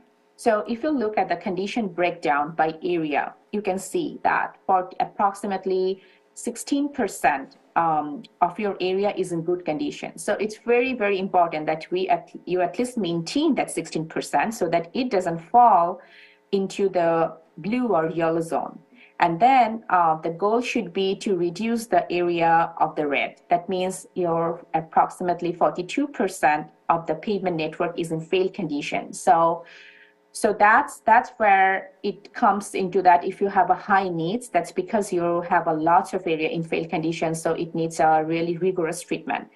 So the street saver strategy always recommends that you maintain your good condition so that it doesn't fall into the worst condition category. So this is kind of giving you an idea of your condition breakdown by the area. So next, let's look at what was the typical treatment strategy. So this is the pavement deterioration curve. This pavement deterioration curve is a very common curve that is used to explain the deterioration of a pavement life over time. So what it's basically telling is that being proactive is always less expensive than reactive. So if you have a streets in your green zone, then the proactive treatment to preserve this pavement in good condition will be less expensive if you want to rehabilitate a street in a red zone. Of course, it will be more expensive to spend the money to reconstruct the structure. So it's always very important that we act proactive than reactive. And also we need money for that. So to show you that the decision tree that we have developed in discussion with the county was that if it's a good street, it should be mostly the slurry seal or chip seal, which is approximately $3 per square year to $4.75 per square year. That's kind of the range. If it's a fair street, then single or double chip seal, since the county has more rural areas. In poor condition, earlier county has chip seal, but if you do not do some types of small rehabilitation, even if it's a thin mill and overlay, the chip seal streets you're spending money, but you will see a lot faster failure if you do not do a little bit more aggressive treatment on your poor or failed street. And then for the failed street, it's either FDR with some types of overlay or probably some double chip seal. So it depends from street to street, depending on the purpose, the traffic level, and also the condition, and also the weather. So this is kind of a typical decision tree, and all those unit cost was developed kind of looking at the surrounding big taps last 2 years. So how have the maintenance costs changed since 2018? So as you can see, for the mill and overlay, of course, the HMA cost drives the most, the unit cost. So the HMA cost per ton has increased a lot since 2018. And overall, we have seen that overall treatment cost has increased by more than 50%. So it's kind of giving you an idea that even if you have the same budget amount, you might see not that much improvement because now that the treatment cost has increased. So you will also have to keep that in mind. So now the fun part, needs versus available funding. So the 10-year need, depending on the pavement condition category for the county, came around $269.4 million. Then 10-year budget, available budget is $45 million because we got that this county's available funding is currently $4.5 million per year. So if we put that on a chart, you can see that your available funding is only being able to meet 17% of the needs. So 83% of the needs is still remaining. So that's kind of telling you, giving you a picture of the budget deficiency in terms of county's funding level. Under this available funding, what the scenario would look like. So as you can see that the PCI is now 34. It will be increasing if you keep doing the work, but then eventually over the 10 years, it will drop to 26. And this is alarming because PCI less than 25 is considered failed condition category. So the county needs to kind of at least maintain the PCI. If not, it falls under in the failed condition category. And of course, you can see the deferred maintenance, so will increase. What is the deferred maintenance? The deferred maintenance is basically the backlog. The treatment that you are not being able to do because of your funding constraint, because of limited funding. So those are the treatments, those are the treatment costs being added as your deferred maintenance that you should do, but you cannot do because you do not have the money. So as you can see, the funding, deferred maintenance will increase approximately more than $100 million. So that's a lot.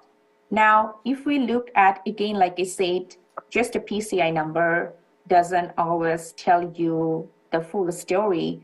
The current condition is that currently you have 16% of the network in good condition category, which will increase a little bit under your current funding, so which is a good news. But you can also see that more than 50% of your network will be in failed condition category. So this is the alarming part, that we have to make sure that we do the treatment in this area so that this red zone doesn't extend, rather it shrinks.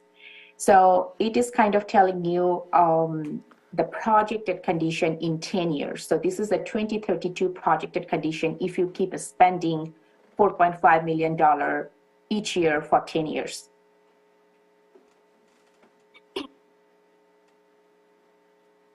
So next, let's look at, now that we saw that what your payment condition would be under your available budget, what would you need if you want to improve your PCI? So this is showing that a PCI is improving to 40 over 10 years, okay? So, and then under this 40, you would expect to see that of course, the good condition will increase, and also the poor condition, the failed condition will shrink a little bit. It's not a lot, but still it's an improvement compared to your current available funding. Deferred maintenance will also increase, but if you compare with your current funding, it was increasing $100 million, but it's increasing here approximately $20 million over 10 years. And you would need $122.8 million, that means approximately $123 million over 10 years to improve your PCI to 40. Now, this budget scenario also includes the work plan, 10-year work plan that we have developed. So to give you a little bit of background of the 10-year work plan is that initially we worked with the county to develop a 5-year work plan. And the county's goal was to improve the PCI to 50 over 5 years. And it showed from the analysis that it would need a tremendous amount of very unrealistic money over 5 years if you want to target that PCI. So we discussed with the county, and county proposed that why don't you convert this 5-year work plan to a 10-year work plan, and then let's make it more realistic and reasonable. So we converted that 5-year work plan into a 10-year work plan. And now what you can see that if you implement that 10-year work plan, your PCI will improve to 40 over 10 years.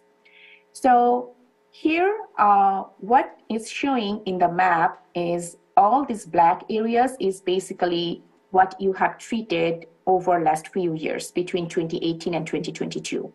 And all the other colors are showing different here. So year 1 is over here, the purple year 2 is over here, and then the orange is year 3, this light teal is year 4, and then the green is year 5. So what is going in a kind of an anti-clockwise direction? year 1, 2, 3, 4, 5, and then again it's coming around here, year 6, year 7, year 8, and then year 10. So while we were developing this work plan, we kept few things in mind: grouping of treatment and also the neighborhood. We don't want to have various areas being treated in 1 year that increase your mobilization cost. If you can group this treatment by areas and by treatment types, then you would expect to get a better bid results. Number one, and also it will minimize the mobilization cost, and also it will minimize the traffic disruption around surrounding your areas of the treatment. So to do that, to keep it in one area, we try to group it as much as possible to make it more efficient in terms of cost. Now, if you look at the projected PCI and the budget amount, that if you spend approximately $10 to $12 million per year, we are, according to the plan we developed, we are actually treating 16 centerline miles, 27 centerline miles each year, and the projected PCI will eventually kind of be maintained and improve to 41 and then kind of drop to 40. So basically you can tell that it is increasing to 40. The total budget you would need is, like I said, $122.8 million for this work plan. And a total of 190 centerline miles will be treated. So this is a planning phase. Of course, when it goes into the design phase, a lot of things will change. Each road should be examined, individually to understand that what treatment would be more cost effective and depending on the traffic level and everything. We drove most of your county to develop this work plan, but we definitely did not drive every single centerline miles of 499 centerline miles. But we understood kind of the area, that which area would need what type of treatment, so that we can make it a more cost-effective work plan. So this is kind of an overall idea of the 10-year work plan, and I believe that Scott will go over a little bit more details after my presentation. Next, now that we showed you that under this work plan, your PCI will improve to 40 over 10 years. This is showing how much money you need if you want to improve your PCI to 50. So over 10 years. And of course, the deferred maintenance you can see is decreasing. But for that, you actually need $165.4 million over 10 years. And as you can see, the field condition area will be shrinking, and more than 50% of your network will be in good condition, so which is really promising to look in terms of the pavement condition category in this one. Next, we also ran another scenario where we showed that how much you would need to improve the PCI to 70. That means to good condition category. And I know it's a lot of money. It will need $260.4 million over 10 years. And as you can see, your deferred maintenance will decrease a lot. So it's a lot of money to target to improve to PCI over 70. But you can see that more than 80%, almost 80% of your network will be in good condition, and only 13% will be in failed condition. So this is a really, really drastic change that you will see if your PCI is 70 over 10 years. So now that I showed you different funding level, this is kind of a compact comparison of the impact of different funding levels. So this left-hand side, y-axis is showing 10-year funding level in dollar million. That means your existing budget is $45 million over 10 years, and the PCI will drop to 26. If you want to improve your PCI to 40, you will need $122.8 million, and this scenario also includes your work plan, the work plan that we have developed. Next, to improve the PCI to 50, we should need $165.4 million. And next, improve the PCI to 70, we should need $260 million. So you can see the increase in budget depending on your target of PCI. And these are the 2032 PCI, like at the end of the 10 years. So now let's look at the deferred maintenance. This is kind of showing the trend over the 10 years course. So right now, before even we start any work, your deferred maintenance is $205 million. Over under the existing budget, it will increase to 315 under the work plan. It will still increase, but not a lot like your existing funding. If you improve to 50, because 50 means it's kind of entering into the fair condition. The 40 is still in poor condition. So it's still in fair condition, it's dropping.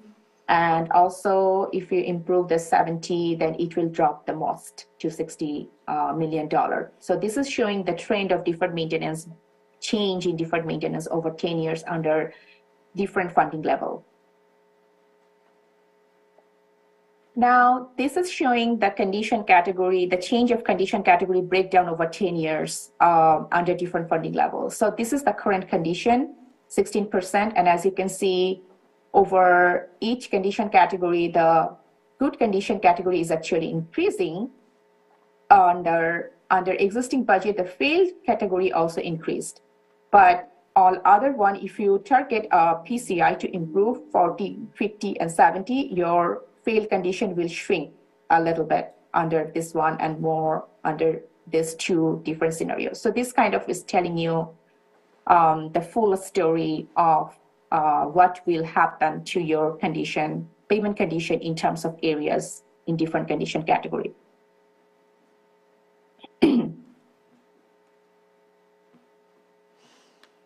Okay. Next, let's look at a comparison of Lake APC agencies. So this is the total annual budget that we got from the agencies when we were running the scenarios for updating the payment management plan. The Clear Lake has a lot of money, $2.2 million per year, depending on their size of the network. Lakeport has only $285,000 per year, and county has $4.5 million per year. Now, this is not kind of, it's just kind of telling you the big picture, but if we want to measure it in terms of one unit, kind of compare apples to apple, you can see that available budget per centerline miles for Clear Lake has the highest. So it has $27,000, and this is because that they passed a major V in 2016, which added approximately $2 million to their budget, and they have been doing a lot of work since then. The Lakeport has $9,000 per centerline miles, and Lake County has the biggest network, around 500 centerline miles, but $4.5 million per year is kind of getting them to around $10,000 per centerline miles.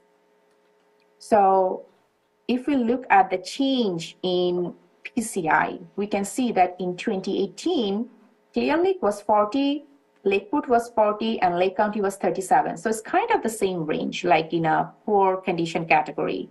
But then 2022, when we did the inspection, we saw the inspected PCI for Clear Lake was 51. That increased 11 points. And this is because that they have treated a lot of their gravel road with chip seal. So those gravel roads typically are not programmed in the street saver, but when you pave it with chip seal, it is considered a paved road.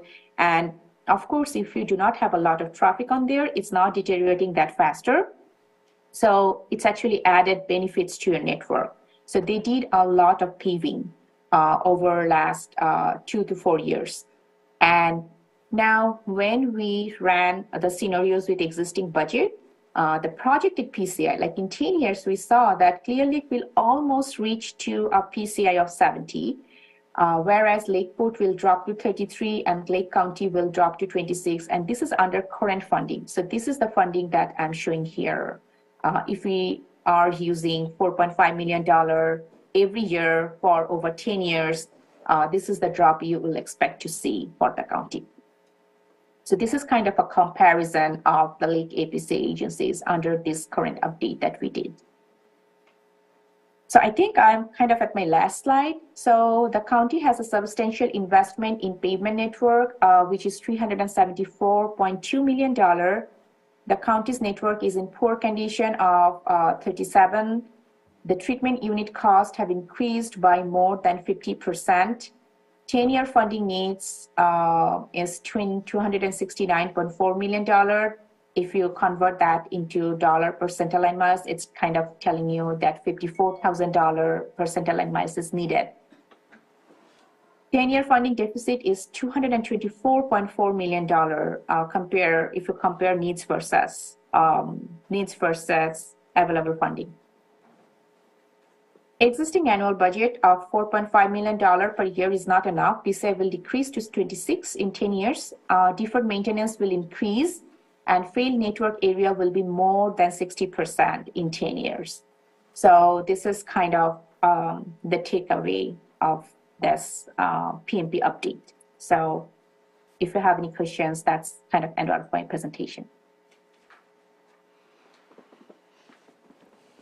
Deborah, thank you. I'm sitting here watching this presentation, and this is the second time I've seen this. She did this for our APC organization, and well, my hands are a little sweaty, and it's not very good news.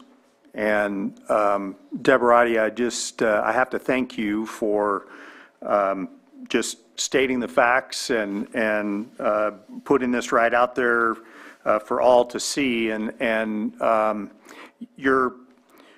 couple of points that I'd like to point out here, a couple of things I'd like to highlight. One of the slides showed the increase in Clear Lake's PCI, and you know, road conditions, there aren't a lot of things that you can fix with money, but roads is one of them. And I have to applaud the city of Clear Lake and really admire what they've been able to do there. And just, I think that graph that showed the jump in their PCI and the projected jump with their continued funding is remarkable. And then the other thing I'd just like to point out that this 10-year plan is a planning document. No one that I am aware of in the Public Works Department has ever come down to your board and said, here we are, and here is a plan.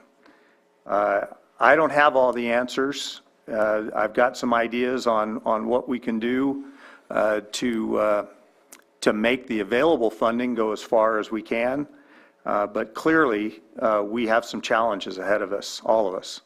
And this is a sobering day for me personally as the Public Works Director to have this presentation made. So just got a lot of work to do and look forward to the challenge. Deborah, thank you again for your time and certainly expertise and a very worthwhile presentation. Appreciate it. Thank you, Scott. So I think we'll just move on to my presentation. It's going to be relatively short. And then we can get into individual questions if you have any.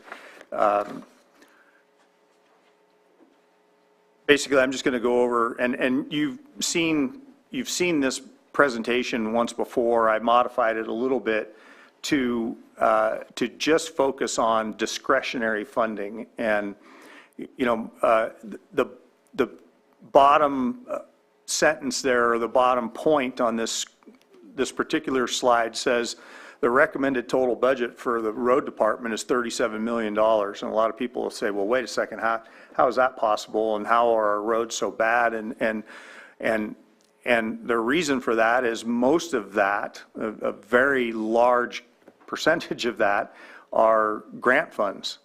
We've been very successful in highway bridge program money and other programs to bring in project-specific funding.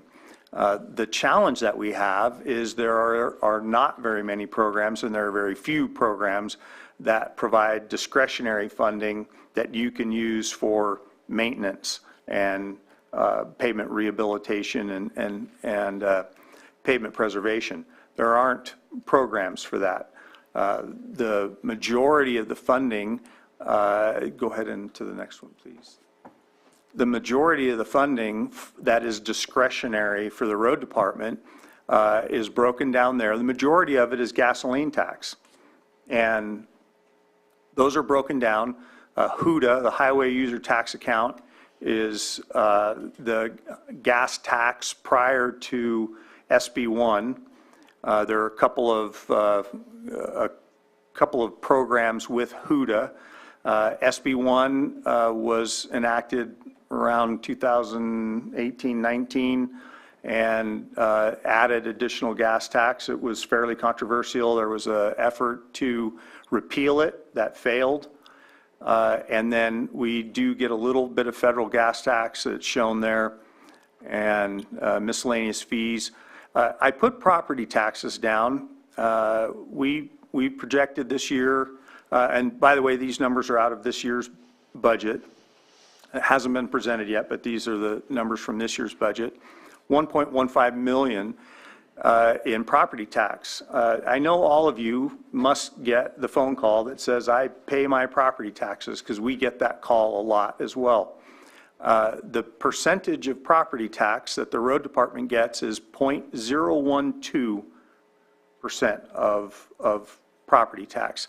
I did just a little bit of math. If you have a $3,000 property tax, $3,000 a year in property taxes, you're paying the road department $36. $36 doesn't go very far, and so the lion's share of our revenue is through the gas tax. So, we switched screen. yeah, okay, yeah. So sorry. can you go back to the last slide real quick? Oh, so that 9.5 million, that's going to be new revenue for this year? That's the projected discretionary revenue for this year. Okay. So higher than the 4.5 than we were looking at. So when we were working with Deborati and her group, and she asked, what do you think you can spend a year?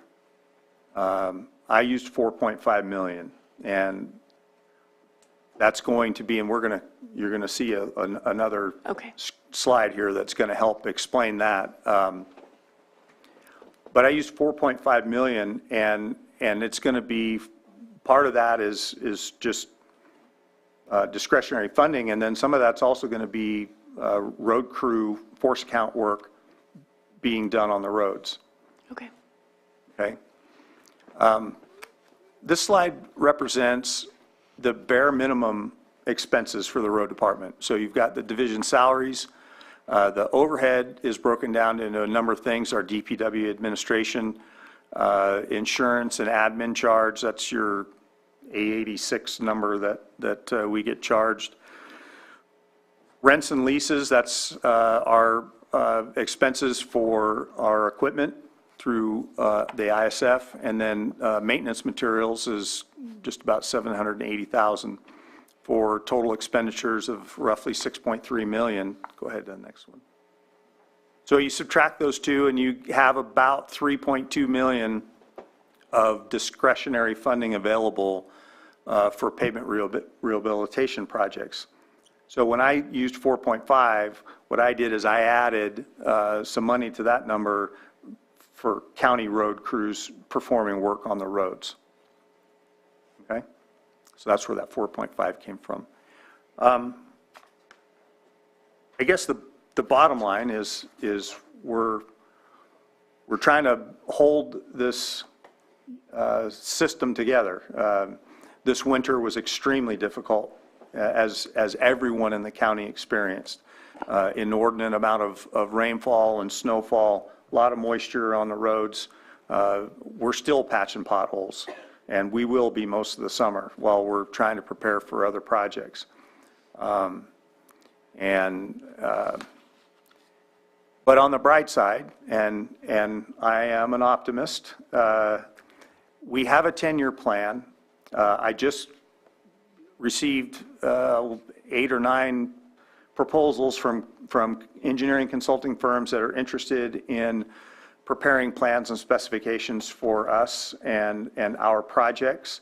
What I want to do is have those plans and specifications developed using the 10-year plan, and not so much from which area is going to go first, because some of that's going to move around a little bit. But some of the work that Deborati didn't really talk about was the work that she and her crew did to determine what is the most cost-effective method for rehabilitating those roads. So there's a lot of information in the work that she's done that doesn't show up on that map. And what I want to do is have those plans and specifications put together for the entire 10 years. And that way, when funding opportunities become available through, seems like just about every time we change presidents, they want to outdo the previous one, and so they make some federal money available, and we're seeing that. And as you all know, Congressman Thompson reaches out and he asks us, do you have projects that I could put in for funding? Having those plans and specs is going to be a major step forward. And we're actually going to turn the corner from being reactionary to actually having plans for things for the future. I cannot sit here and tell you that this is going to solve all the problems, because it's not. But it is a step in the right direction. It is a change in the direction that the department has historically operated in, and that is a reactionary and react to problems. And what this is going to do is give us an opportunity to start looking forward and working towards solutions and better roads. So what's the timeline for having those plans completed? Well, I plan to put a project out to bid next summer, for construction next summer. So next year. So you look at that map and it says 2023. We're technically going to start the 10-year plan in 2024. A lot of the roads that were in year one are being worked on by county forces this year. So 2024 construction season, my intent is to have a large construction project put out to bid, and we're going to start this process. So, and that'll be the year two then? Okay. So then what's the strategy for closing that funding gap? Well, I think we're going to need some help. There are local things that can be done. Deborati talked about the city of Clear Lake passing a measure. There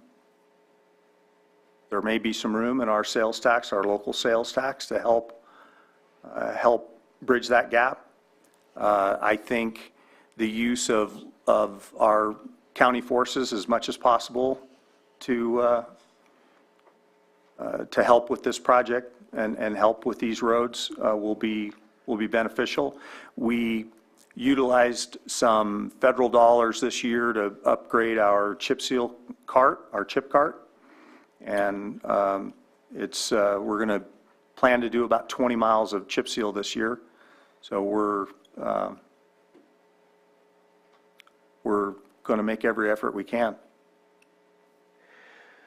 Okay, we had seen, it goes in the work plan, that there were different funding opportunities with the federal government and other grant programs. And you and I had a conversation about that yesterday.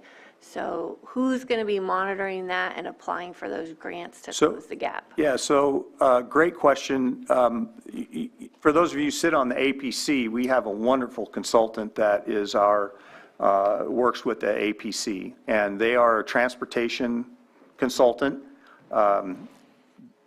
They work very, very well, and they have helped us on numerous projects. And we're going to lean on them, and we have been leaning on them. I just mentioned the CRISA funds that were made available. They helped us through that process and helped us through getting those funds and being able to buy that chip cart. And so we're going to utilize our consultant with the APC for a lot of this. Vice Chair Simon? Yeah. You know, we've been looking at this for a while, sitting here on the board for 6 years, and we've been talking about the road conditions since day one. Yeah, those numbers are shocking. This is the second time I had to witness it also from the LTA and the APC meeting. But having a plan, I think that's the most important thing. Every year, as you talked about, all right, let's take a bite each year and figure out how we can help move things forward. I think you've already mentioned a little bit about, you know, potential opportunity for some type of a tax measure. Don't know what that looks like, but obviously needs to be in the conversation. You know, Congressman Thompson for boots on the ready, project ready, shovel ready projects being able to be submitted, I think, are the process. So having the plan, I know it's a big lift, but having this plan is going to be important. It's going to take all of us to really, you know, figuring out where we can go and how we're going to move this forward. I think the double chip seal stuff that's in here in the report and the chip seal is very important to be realistic about things. You know, but there aren't no simple answers on this one. There really isn't. But having a plan and understanding where we're going is real important. The other thing too, just looking at what was provided is we need to do something or we'll be failed here pretty soon. And, you know, we've got a lot of work to do. So us supporting Public Works and having the plan together is going to be real important and a big hill to climb. I wish there was a simple answer, but there isn't. But having the plan is a start. You know, we're talking to our advisory councils throughout the county, understanding the road conditions that each and one of our folks drive on, and a lot of them are failed, especially in the rural areas. So figuring out how we're moving forward it's going to be a heavy lift. So glad we have a plan that we're trying to move forward here. Supervisor Green?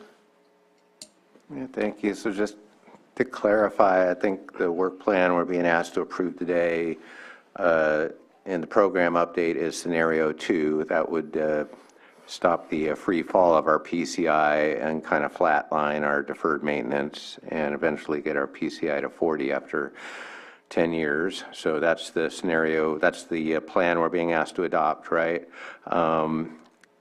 But if I hear correctly, what we don't have in that plan is funding adequate anywhere close. No identified source of funding or sources of funding that comes anywhere close to giving us the ability to actually be proactive and fulfill the plan.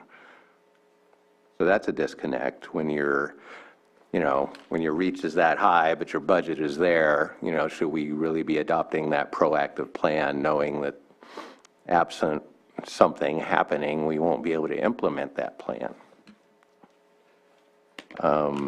But to your point, if that gives us some projects that get a little farther down the pipeline and helps us identify those future funding sources, I'm okay with that.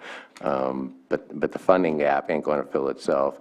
I don't know if you would know the answer if the consultant is still with this, but City of Lakeport also had a sales tax measure, but their PCI is projected to go down.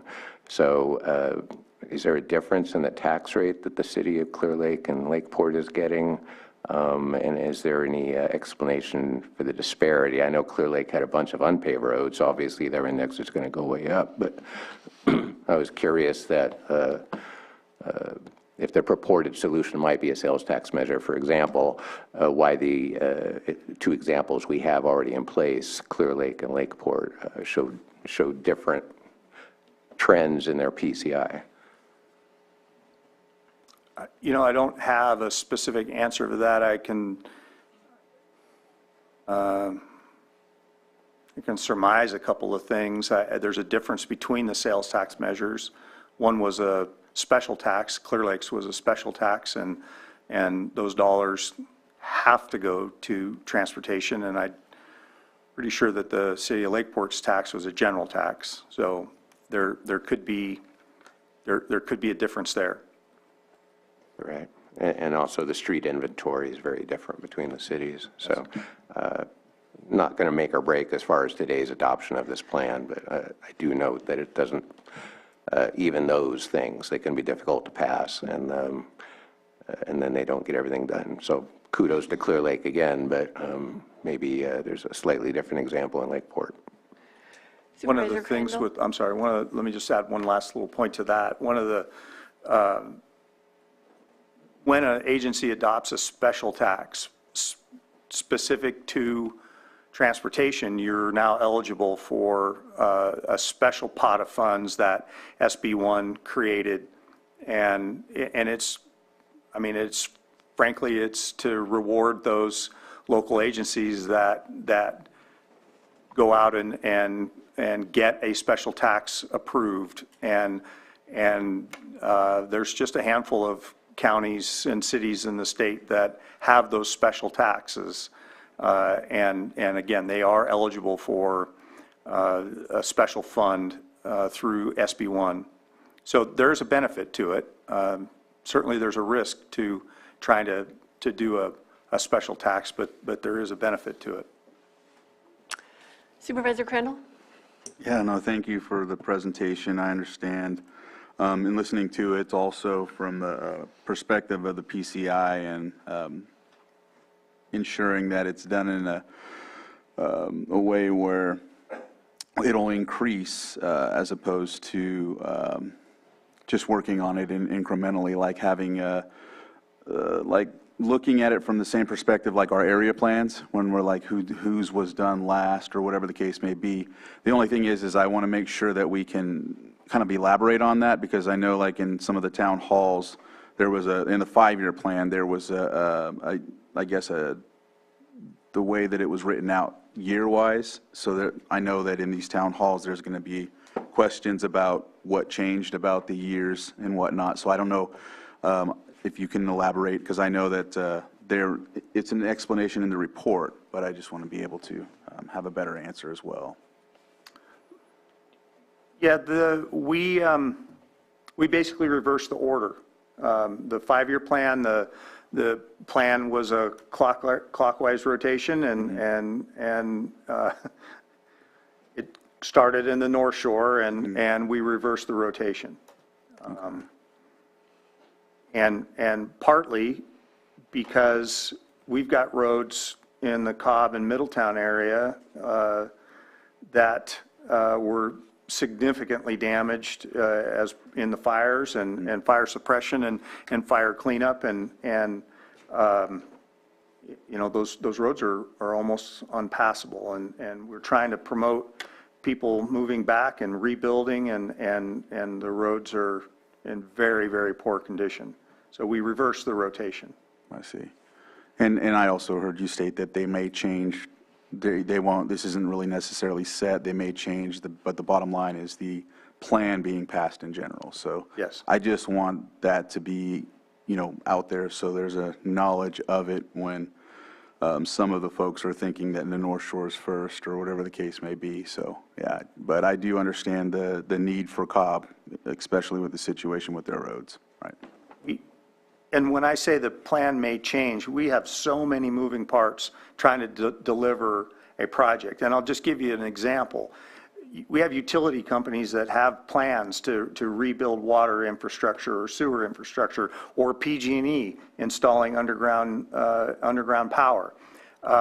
We have to work and balance all of those so that we don't run into the situation where we repave a road and now they're either subject to a 5-year moratorium, which we're working on, or the road is getting torn up after we've rebuilt it. We just, that's just tip of the iceberg of the things that we're dealing with when we're trying to deliver projects like that. Right. Yeah, so thanks for asking all those questions and bringing up my points for me. Yeah, the Cobb roads that were burned in the Valley Fire are year 3, and as we discussed yesterday, they're not all specifically called out on the map. So I want everyone to know that's listening, all the roads that were burned will be part of that project. However, we do have PG&E undergrounding, and we do have the water company consolidation projects continuing. So it does have to be a collaborative effort. But once we have the plan adopted, then we can show these partners, this is where we plan to do the work. You know, can you get it done before we start the road project, or, you know, do we have to move things around? What's realistic? Because the 5-year moratorium that you're talking about is if a utility company has to cut into a road that's within 5 years old, they have to return it to the standard that it was before. And that's going to be difficult too. So we want to avoid that. We don't want to cut into any more new roads. Absolutely. And you make a great point. And for those folks who are either here in the room or watching this, and they don't see their road in the list of roads or on the map, this is a planning document. It's more identifying regions. Those roads will get picked up as part of the design process. And for that matter, there are roads that have very low volume, and people are questioning why are you going to do that road? There's nothing on it. We'll make those adjustments. And I remember we talked about that once in Upper Lake, because there was some roads, and it was just the plan that was written out, even though the road, you had explained that road wouldn't have been addressed. Right. And so some of them just aren't known by the group doing the map. And so, yeah, I remember that topic of discussion at one time as well. Okay, you want to, sure. One last thing, and just reading this, obviously taking it in for the second time too, Scott. As we're telling the narrative and the story here too, you know, on the report, is there any way to incorporate, you know, and maybe I missed it, and you can correct me if I did, this is really part of a recovery plan. You talked about it after the devastating fires we've had since the Valley Fire, starting each year in the recovery process. That's somewhere in our 10-year plan here that we really do a good job of laying that out too, because we want to use it not only as, yes, this is our road maintenance plan as we're moving forward, but for 5, 6, 7 years, it was devastated by fires throughout the county, the recovery processes. Because I know in the beginning after the Valley Fire, the county did a lot of conversating with FEMA and others to look at road monies to rehabilitate after the fires. We kind of got stonewalled on some of those requests. And you know, that's the reality of it. But using this plan too to say, hey, yep, it's a road index of the PCI that we currently need to do on the regular maintenance, but it's also part of the recovery process we're still engaged in here in Lake County after the devastating fires. So you can correct me if it's not laid out in there, but I think we need to do that, because when we're talking to the federal agencies, Congressman Thompson, look at that. This is still a part of recovery of what we've had to deal with from those devastating fires. So I don't know if that helps at all, but I think it needs to be laid out in this 10-year plan, because 8 years from now, if we're very successful, that's going to fade away, or even 5. But I think it needs to be a part of that conversation when we're looking at these huge funding gaps, because it's a recovery process. Okay. Yeah. And I don't know how we can, the point is a real good one, and I think where we'll really be able to use that leverage is in those applications for special funding, to make that argument that, you know, this just isn't a maintenance project that we're wanting to do. This is a recovery, and that, I mean, that application or that narrative to the Congress or whoever we're asking for those special funds, that's where that argument's going to, I think, have the most impact. Yeah. And we had a conversation not that long ago about coming in January at the first of the calendar year and talking about this, because a plan is not very helpful if it sits on a shelf. So coming and having this board discussion the beginning of the calendar year, what is the plan for this year? What are the funding opportunities? What do we need to look for? How can we all work together to close that gap for the year? And so that's going to be a really important part of the strategy to make sure that it's living and that we can get to implementation. Yes. Okay, so now we'll open it up for the public. Do we have anybody in the chambers that would like to come up and speak on this? Okay, so now we'll open it up for the public. Do we have anybody in the chambers that would like to come up and speak on this? got a few people.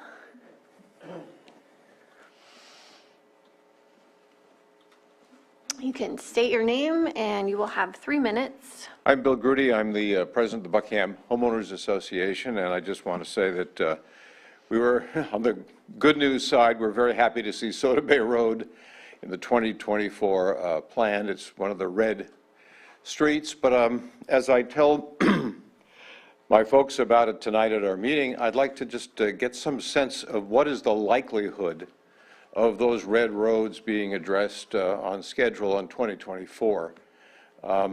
Just based on your knowledge of revenue sources, I understand the shortfall and how difficult it is and the challenges that you all face, but what is your sense? What would you tell our people about the prospect of seeing Soda Bay Road, not Soda Bay Road, Little Borax Road resurfaced or repaired? It's a big concern in our community. Well, let me answer it without an answer, and that would be, we're looking at area, community-wide projects and programs. And, you know, you're asking about a specific road. Well, I could broaden out the red roads, because there are red roads in Soda Bay as well as Little Borax. So, but that's something. Our plan is to stick to that. I mean, my plan is to stick to that 10-year plan. We're going to put plans and specs together for these projects, and when we put the plans and specs together, one of the things that the consultants will do is they're going to give us a construction estimate, and we're going to look at available funding, and if we've got the money to build the project, then we're going to put it out to bid, and we're going to try to build it. And it's red before green? Well, that's where we're looking, yes.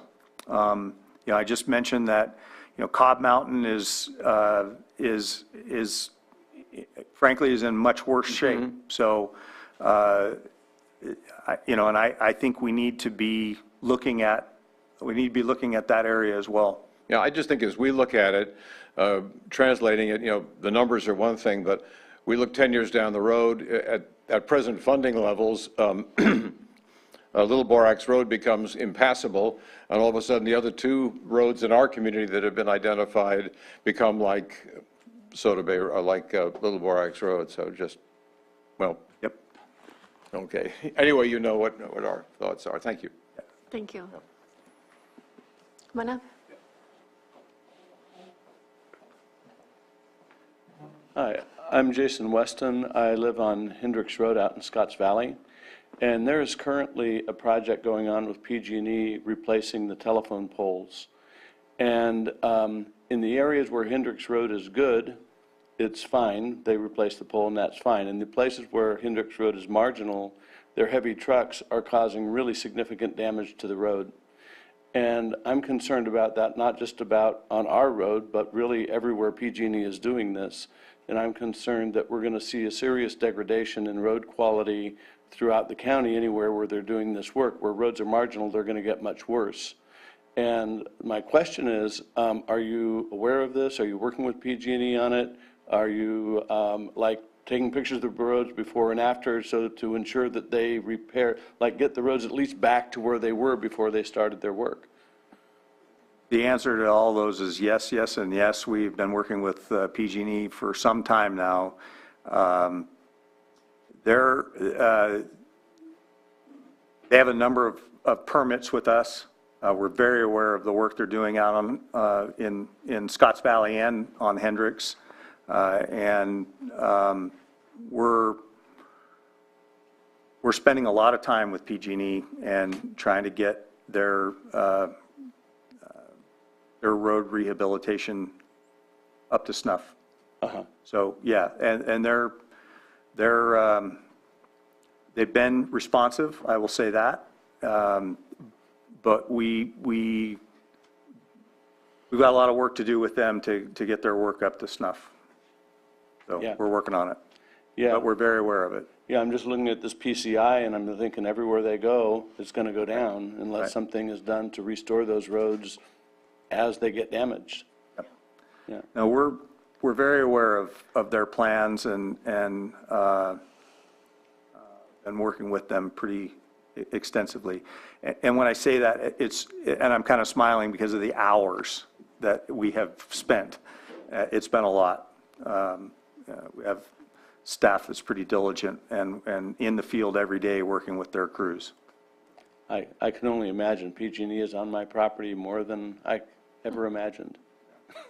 Okay. Thank you. Thanks. Appreciate the question. And Scott, I don't know how you want to respond to this, but we've got some public watching about the Gulf Road area where the undergrounding project impacted the roads and what the plan is for that. I get that question a lot. We've asked them to completely rebuild those roads. They've damaged them to the point where they need to be rebuilt. There's no trench paving, no trench patch. Those roads need to be rebuilt. So we've told that to them and they're working on it. Yep. I don't have a date. I don't know when they're going to do that, but they've been put on notice that that's what our expectations are. Great. Thank you. Come on up.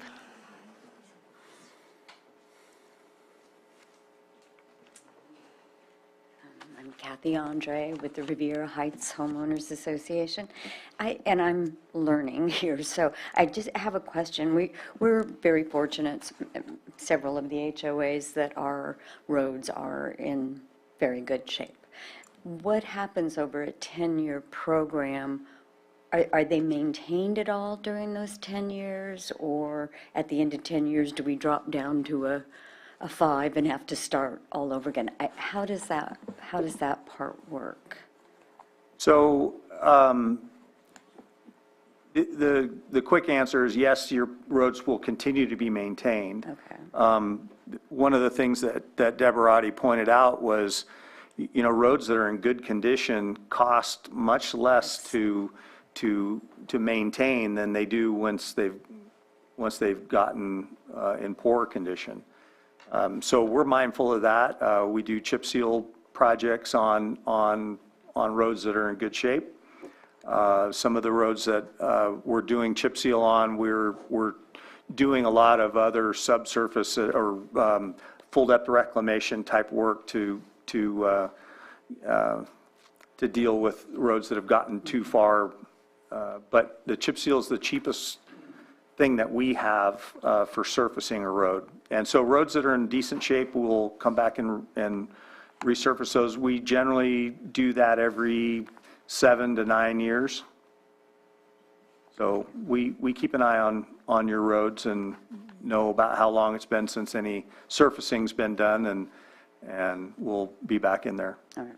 Thank you. I really appreciate it. Thank you very much.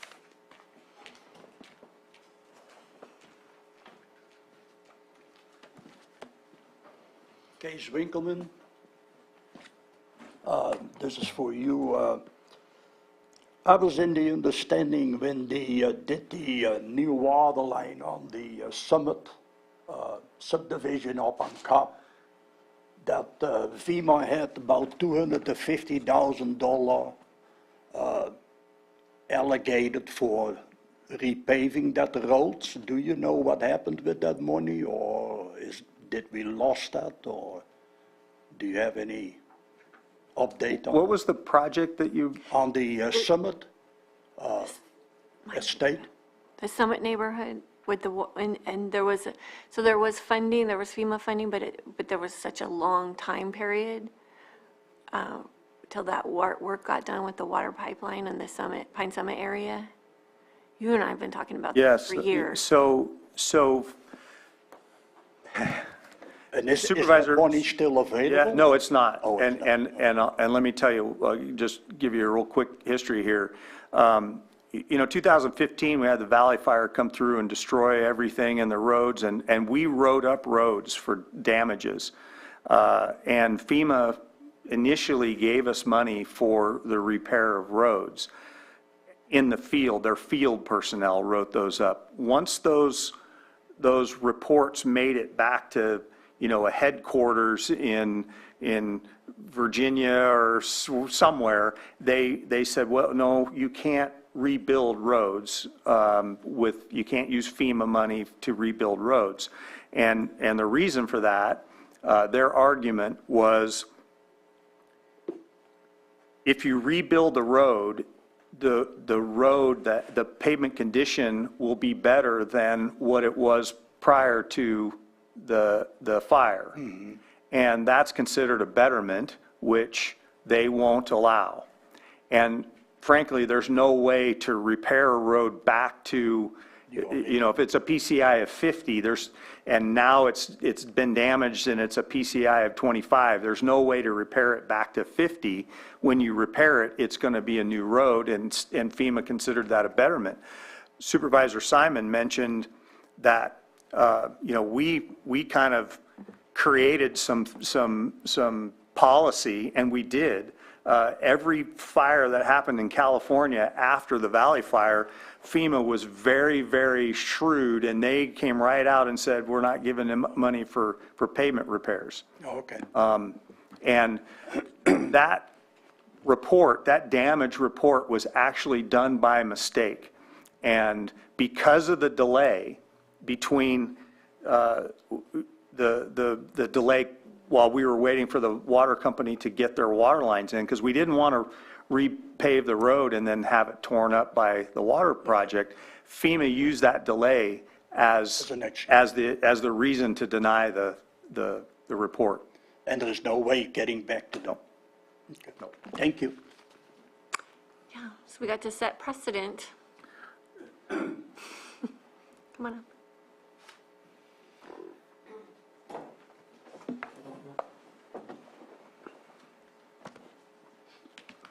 John Moss. I do have questions. I appreciate the road people that are patching Wildcat Road. And I think that all the heavy equipment that has been on our roads, and they're still taking down the trees to avoid a fire.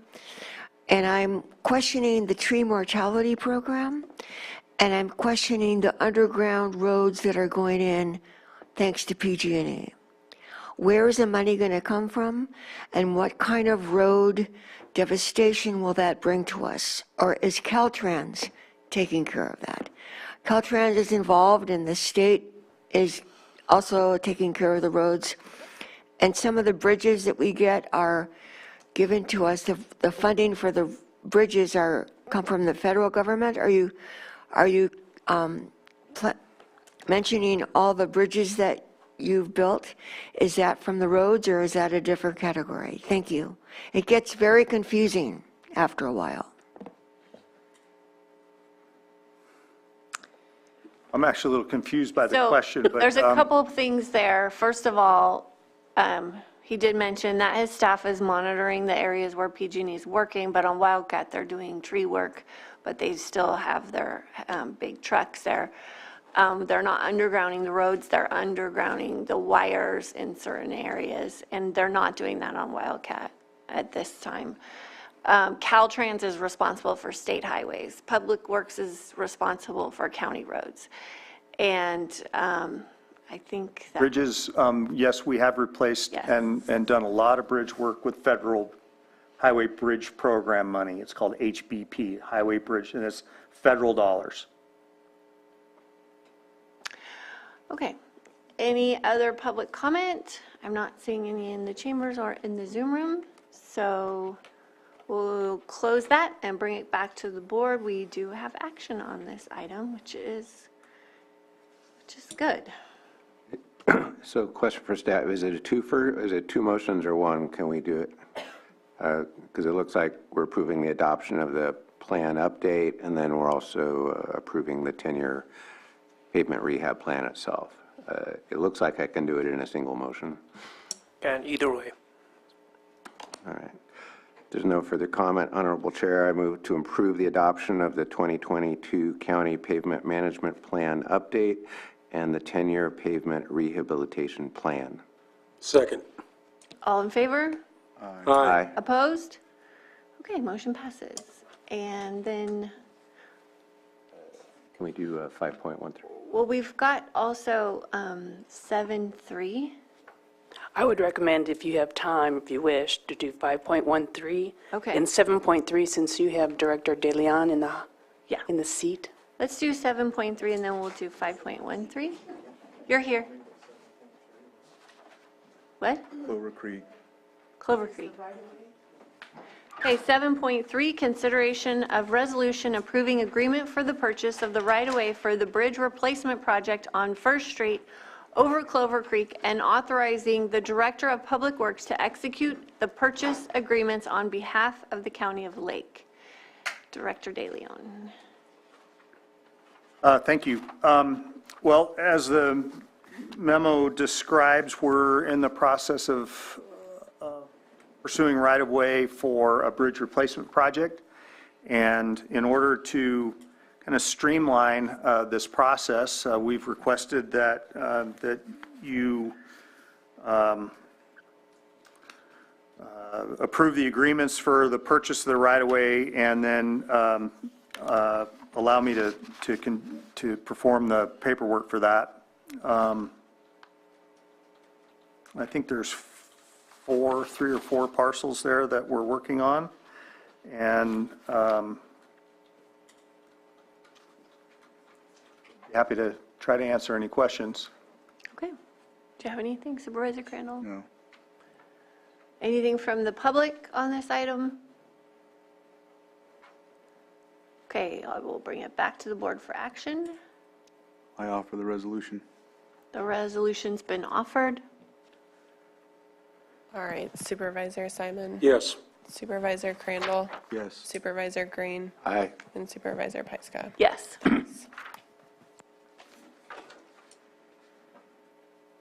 Okay. Now we can get to 5.13. Adopt resolution to establish a list of projects proposed to be funded in fiscal year 2023-2024 pursuant to the Road Repair and Accountability Act of 2017. This is a Public Works item pulled by Supervisor Green. Yeah, thank you. I only pulled this for a reason. It's good news. I was excited to see the list of projects includes Hendricks Road, but as of last night, I didn't know it was there because I haven't read everything in the agenda thing. So the speaker who on the previous item is part of our Scotts Valley Advisory Council, and I met with the council last night, and they wanted me to share some information with the board, so I just want to read this into the record. That the Advisory Council wished to notify the Board of Supervisors that PG&E is severely damaging already marginalized roads, and Hendricks Road in particular, and we need Public Works to do an immediate inspection of road conditions to establish a baseline, basically to ensure PG&E leaves the road at least as good condition as when they started work, and if they don't do a good job, to assess any discernible damage on top of what's already out there. So I'm sharing that because the council asked me to do that. You've already heard from Mr. Weston, and he may wish to comment on this again. I did drive across Hendricks. I did see some problems. I didn't see it to be consistent across all the work sites. It's also, I guess they're calling the pole hardening, so it's different from a undergrounding project. We do have some undergrounding up on Laurel Dell, which is a different discussion that may involve some pavement rehab. But the happy news is in this agenda item, it looks like all of Hendricks Road, or a good chunk of it, is already up for a rehab project. So it's possible that when PG&E coordinates with your department, they may have known that. So if there was some damage done, at least there appears to be a silver lining to that, in that does appear to be on track for pavement this year. So if there was anything you wanted to add about the length of that project, I don't know if it was the whole length. It sounds like it will basically take care of anything PG&E did on this pole hardening thing. I know there are other stretches of road in Scotts Valley that may have a mix of pole hardening or undergrounding or stuff like that. So, but this agenda item just creates a list of projects for SB1 funding this year, and Hendricks Road is on that list. So I did want to take care of the council expressing their concerns, as was stated again by Mr. Weston here, and read that into the record. But the good news is, here I am half a day later, and I get to say, hey, they're paving Hendricks Road. How about that? Yeah, well, that's included in our chip seal project that we're doing out on Scotts Valley Road, Hendricks, and several other roads in that region, Riggs and others. So that project will get done, and we are working with PG&E. And yes, they are doing some underground work on Scotts Valley, and so our project, we're doing everything we can to calendar around their work. We cannot go out and do the work and then have them tear into it. So we're working very closely with PG&E to get their work done before our work gets done. Okay. So similar on a previous item, maybe you see a road on a project list, but maybe there's some other affiliated projects that come on when you actually do the work. So on this particular thing, I just saw Hendricks Road, but you mentioned there may be some chip sealing on Scotts Valley too. So is there a way, and it doesn't have to happen today, but is there a way we can, for example, in Scotts Valley, just get a list of upcoming projects so that we can share with our community councils, and I assume the other soups might be interested. I know you have like massive spreadsheets of projects and stuff like that, so it may be a little hard to follow all the bouncing balls.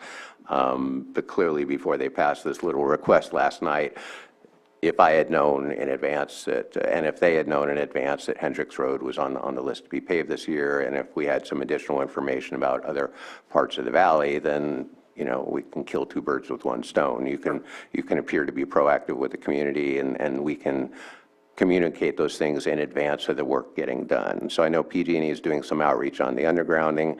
I don't know that the outreach happened with the pole hardening at all.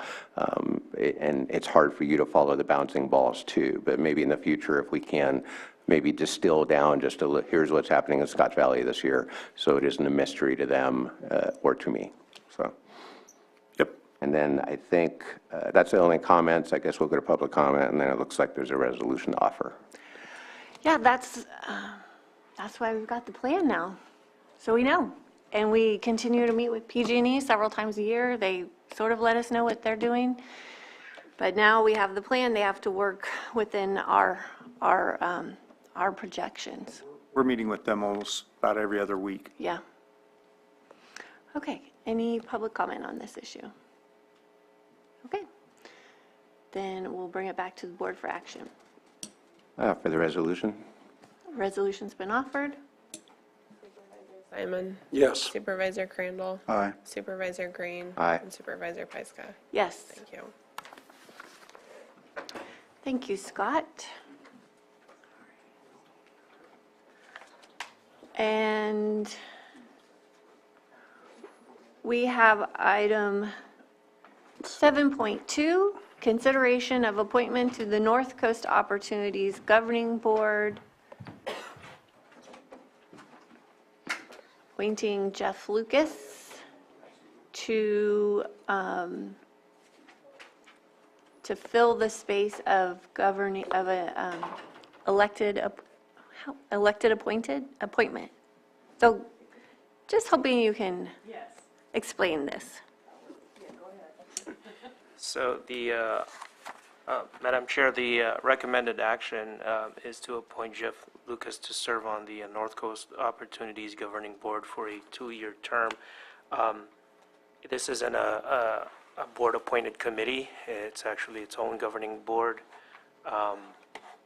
that was created as a community action agency, and there's a set of statutes and regulations that dictate the formation, the appointments of that. Staff also looked at the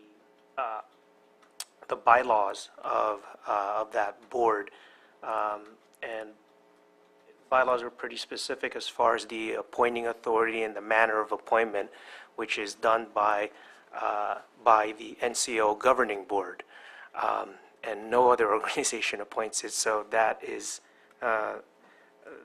not in line with what's being requested here as far as your board, County Board of Supervisors appointing them. So There are other potential points of clarification that I think may need some follow-up with consisting of further discussions between staff and the NCO governing board that relates to this appointment. So one option for your board would be to continue this matter to the next board meeting to obtain those clarification points. Okay, yes, I do remember having those conversations, and with travel this week, I think it's probably best to continue this if we have consensus to do that. Okay. And then we've got our pulled item 5.7. Yes, Matthew will be on or in to speak to that.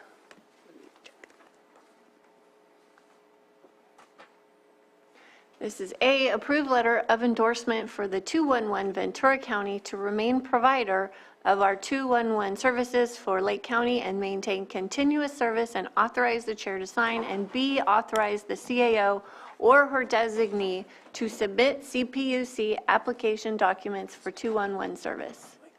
CAO Parker or? Yes. Matthew? Good afternoon, Board. I'm Matthew Rothstein, Deputy County Administrative Officer. Sorry for a bit of delay there. As your board is aware, 211 is an information and referral service where people can access public information by phone, text message, or by visiting 211lake.org.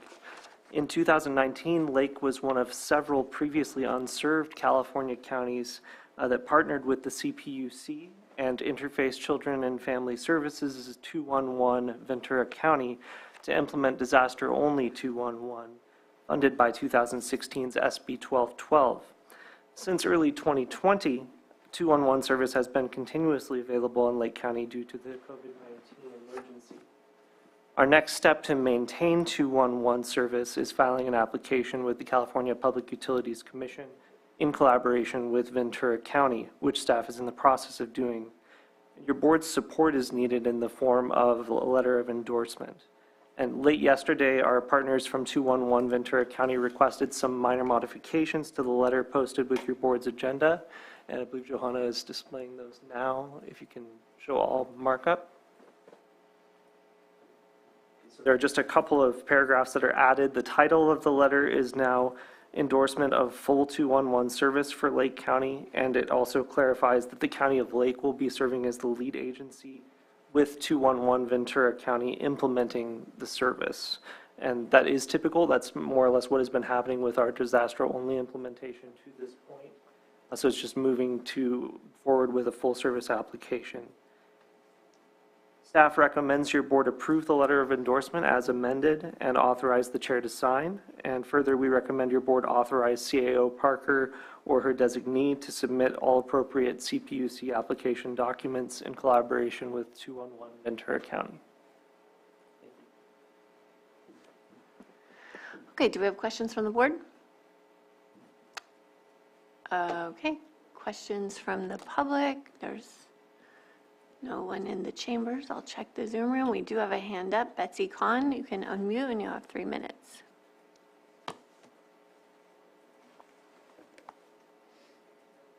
Thank you, Madam Chair. I have one question, which is where is the money going to come from? The cost of providing this service?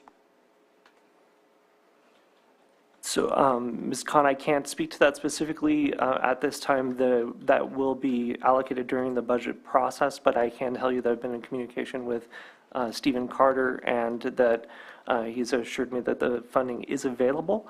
And the cost going through Ventura County 211 is actually quite substantially lower than one may anticipate. The annual fee for full service is $24,000. So just wanted to pass along that information that I do have, and hope that that's helpful as a start. If I may, I have one more question, and that is who will maintain the inputs to the 211 database from Lake County? Who will do that? And I'm assuming you're referring to what county staff would contribute?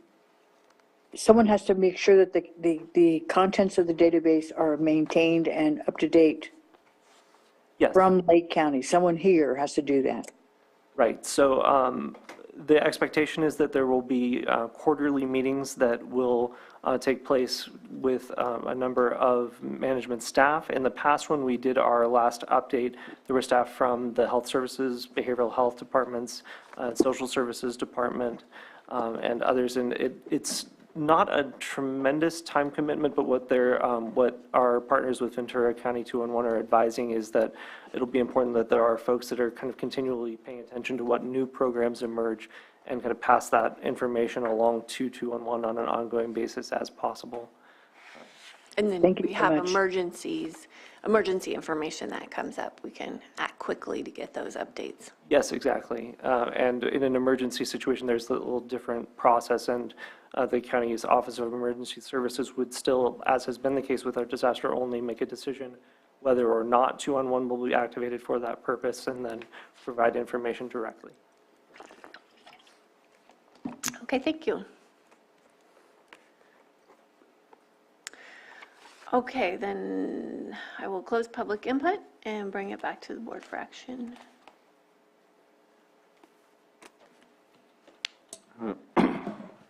Move we approve the letter of endorsement as amended and authorize the chair to sign and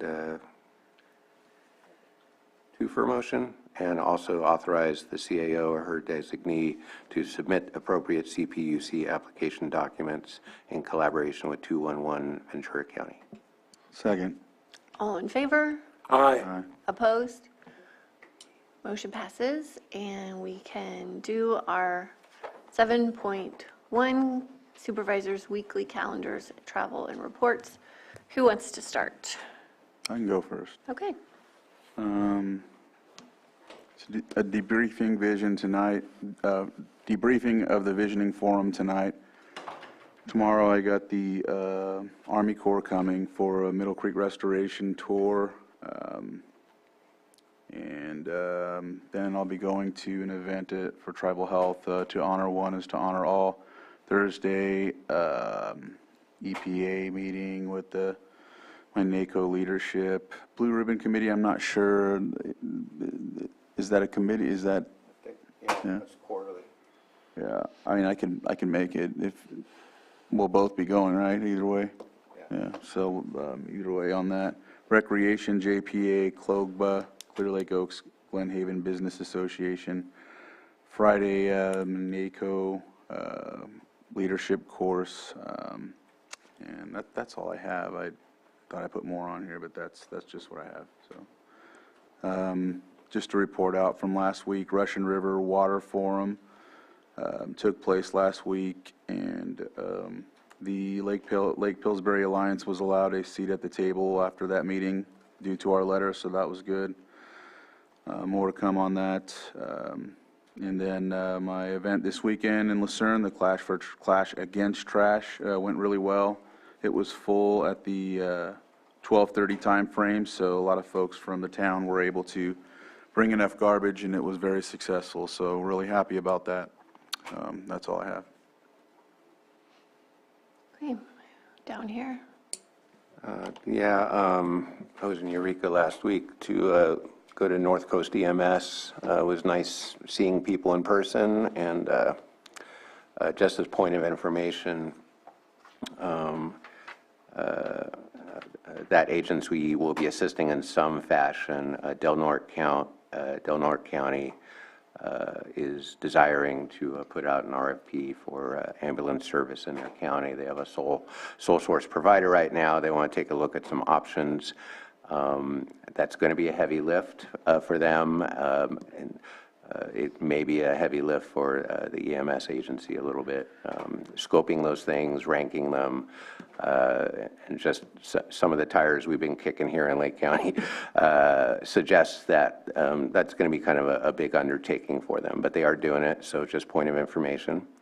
I was also able to attend a Humboldt County Planning Commission meeting that evening and got to watch Even a little baby cannabis project get pulled from consent agenda, and they had to kick the tires on that, so that was fun to watch. I was able to meet with some county staff and talk about things cannabis. I was able the next morning to run up to Cal Poly Humboldt. It's hard to say that. That's the name now. But it was Humboldt State when I knew about it. They have a lovely research library there, and I dove into what I'm calling the Clausen files. He was a congressman about 50 years ago representing Lake County, and there's some archival material about some water projects that were emerging at that time or not emerging, including what was then proposed as the Scotts Valley Dam.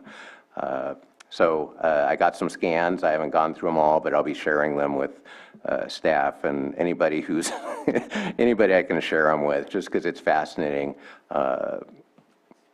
We're talking about things today that they were talking about 50 years ago. With some of the same volume and some of the same frustration. And so it's very interesting to see that the more things change, the more they stay the same. I don't have much other than that. Meeting with CAO Parker on Monday. See, she's back in town, so that's good. Well, actually, we're off on Monday. Yeah, we're off on Monday. What? I don't even get to do that. All right, 3-day weekend. Cool. Thank you. Okay, finishing up the board meeting today. Man, things are moving right along. Last week, attended the State Board of Fire Services. Also, I was scheduled to go on the Calpine tour, but I attended a Sonoma State graduation. One of our tribal youth graduated through the Indigenous Native American Studies Master's Program, so it was last minute notice, but I went and attended that, Trelesa Barada, which was very exciting and very empowering for the Native folks that graduated through that program through Sonoma State. On Saturday, annual chili cook-off. I want to just thank the Middletown Senior Center and all the volunteers. Had a great program there. Good turnout, a lot of people all day, but a great fundraiser for them. I want to thank, obviously congratulate Kuntz Mercantile. Kuntz, they come in, they've won a couple years now since they've done it. So, and, one of the unique things about the community is, yeah, it's a $1,000 winner, but Kuntz usually donates it right back, which is really cool to the community operation. So I want to thank everybody who participated. Everyone went out there and volunteered, so that was a good thing. And then Monday, had a meeting with constituents in the morning about some large projects down in my area. And then in the afternoon, we had to have a special RRA meeting to approve a USDA grant opportunity. Letter of support. Letter of support, yeah, that's right. Letter of support for the grant application. So, continuing on those endeavors. It is a challenge, obviously, with some of the rule changes, making sure we get all of our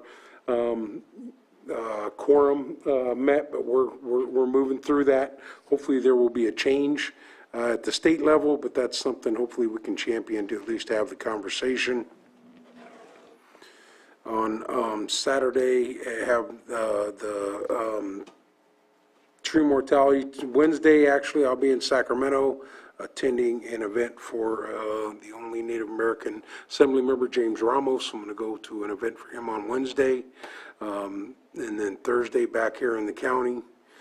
Friday, we're back on with the CAO in the morning to have that call. This weekend, have a couple of different events, but they're, all family stuff. There's a wedding, also a graduation party. Monday, Memorial Day, we'll be doing the annual Memorial Day event.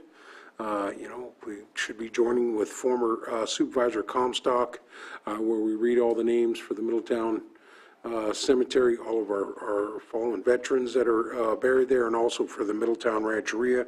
It's a great ceremony to honor everyone on that day, and I know there's a lot of events going around the county, Avenue of Flags, other things that are happening, so thanking everyone for their service. Following week is kind of clear. We're not back here until the 6th, and we'll be back here for the board meeting on June 6th.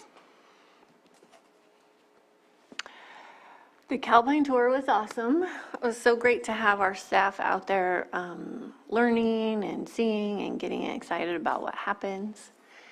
and he had to miss the PG&E meeting, but did you attend it? Yeah, I attended it. It was. I looked at the slide deck. I can send you I can send you more of the slide deck and my notes if you like. Okay. Saturday, I was at the I did that Sunday. Saturday, I was at cleaning up the pool at Pine Summit, getting ready for the season. Sunday, I was at the Buckingham Test and Tune, vintage speedboats and classic cars. And then the Lake County Historical Society had their annual picnic at Eli, so I was there. And then yesterday, we had another meeting with the group putting together that Inflation Reduction Act grant proposal, trying to get it all tweaked and ready to go. Then we had the RRA special meeting, got that letter of support signed. Tomorrow, agenda review for not happening. But I'm going to go to the Build graduation at Ripe Choice, a Build program that we've been supporting through our ARPA funding. I have a call with the constituent. I'm working on my speech for an upcoming event.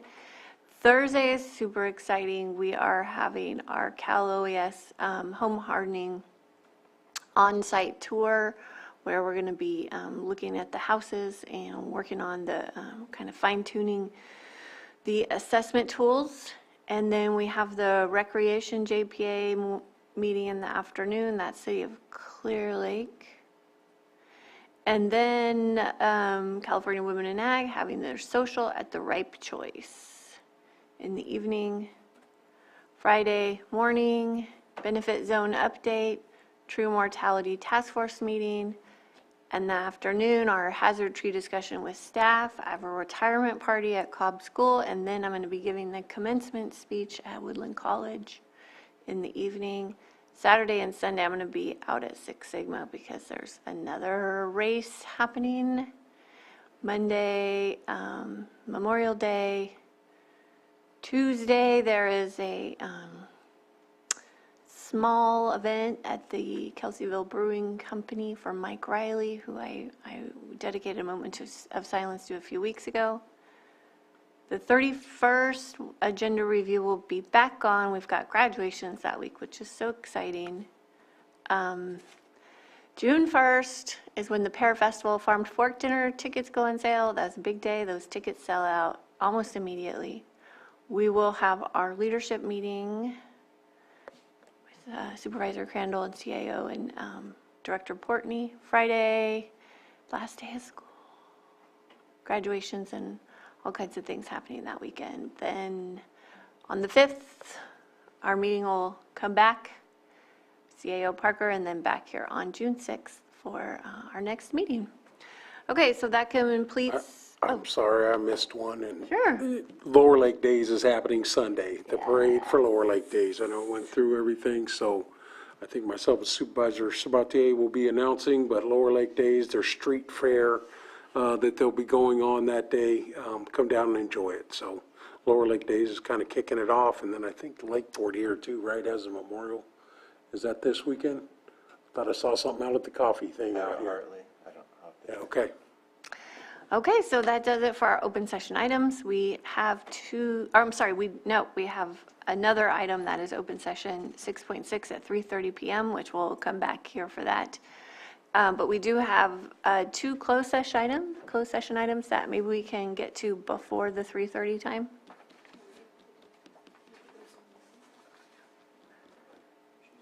(8.1) Public Employee Discipline, Dismissal, Release, and 8.2 Conference with Legal Counsel, Significant Exposure to Litigation pursuant to Government Code 54956.9 D2 E1, one potential case. Do you want to meet? We can go to lunch and then have them come down after and take care of that before the 3:30 item. Does that work? Does that work for everyone? Okay, so should we come back at 1:30 or should we come back a little later? Like, I don't want to have another big gap if we. Yeah, you're going to have a big gap. I would say come back at. Microphone?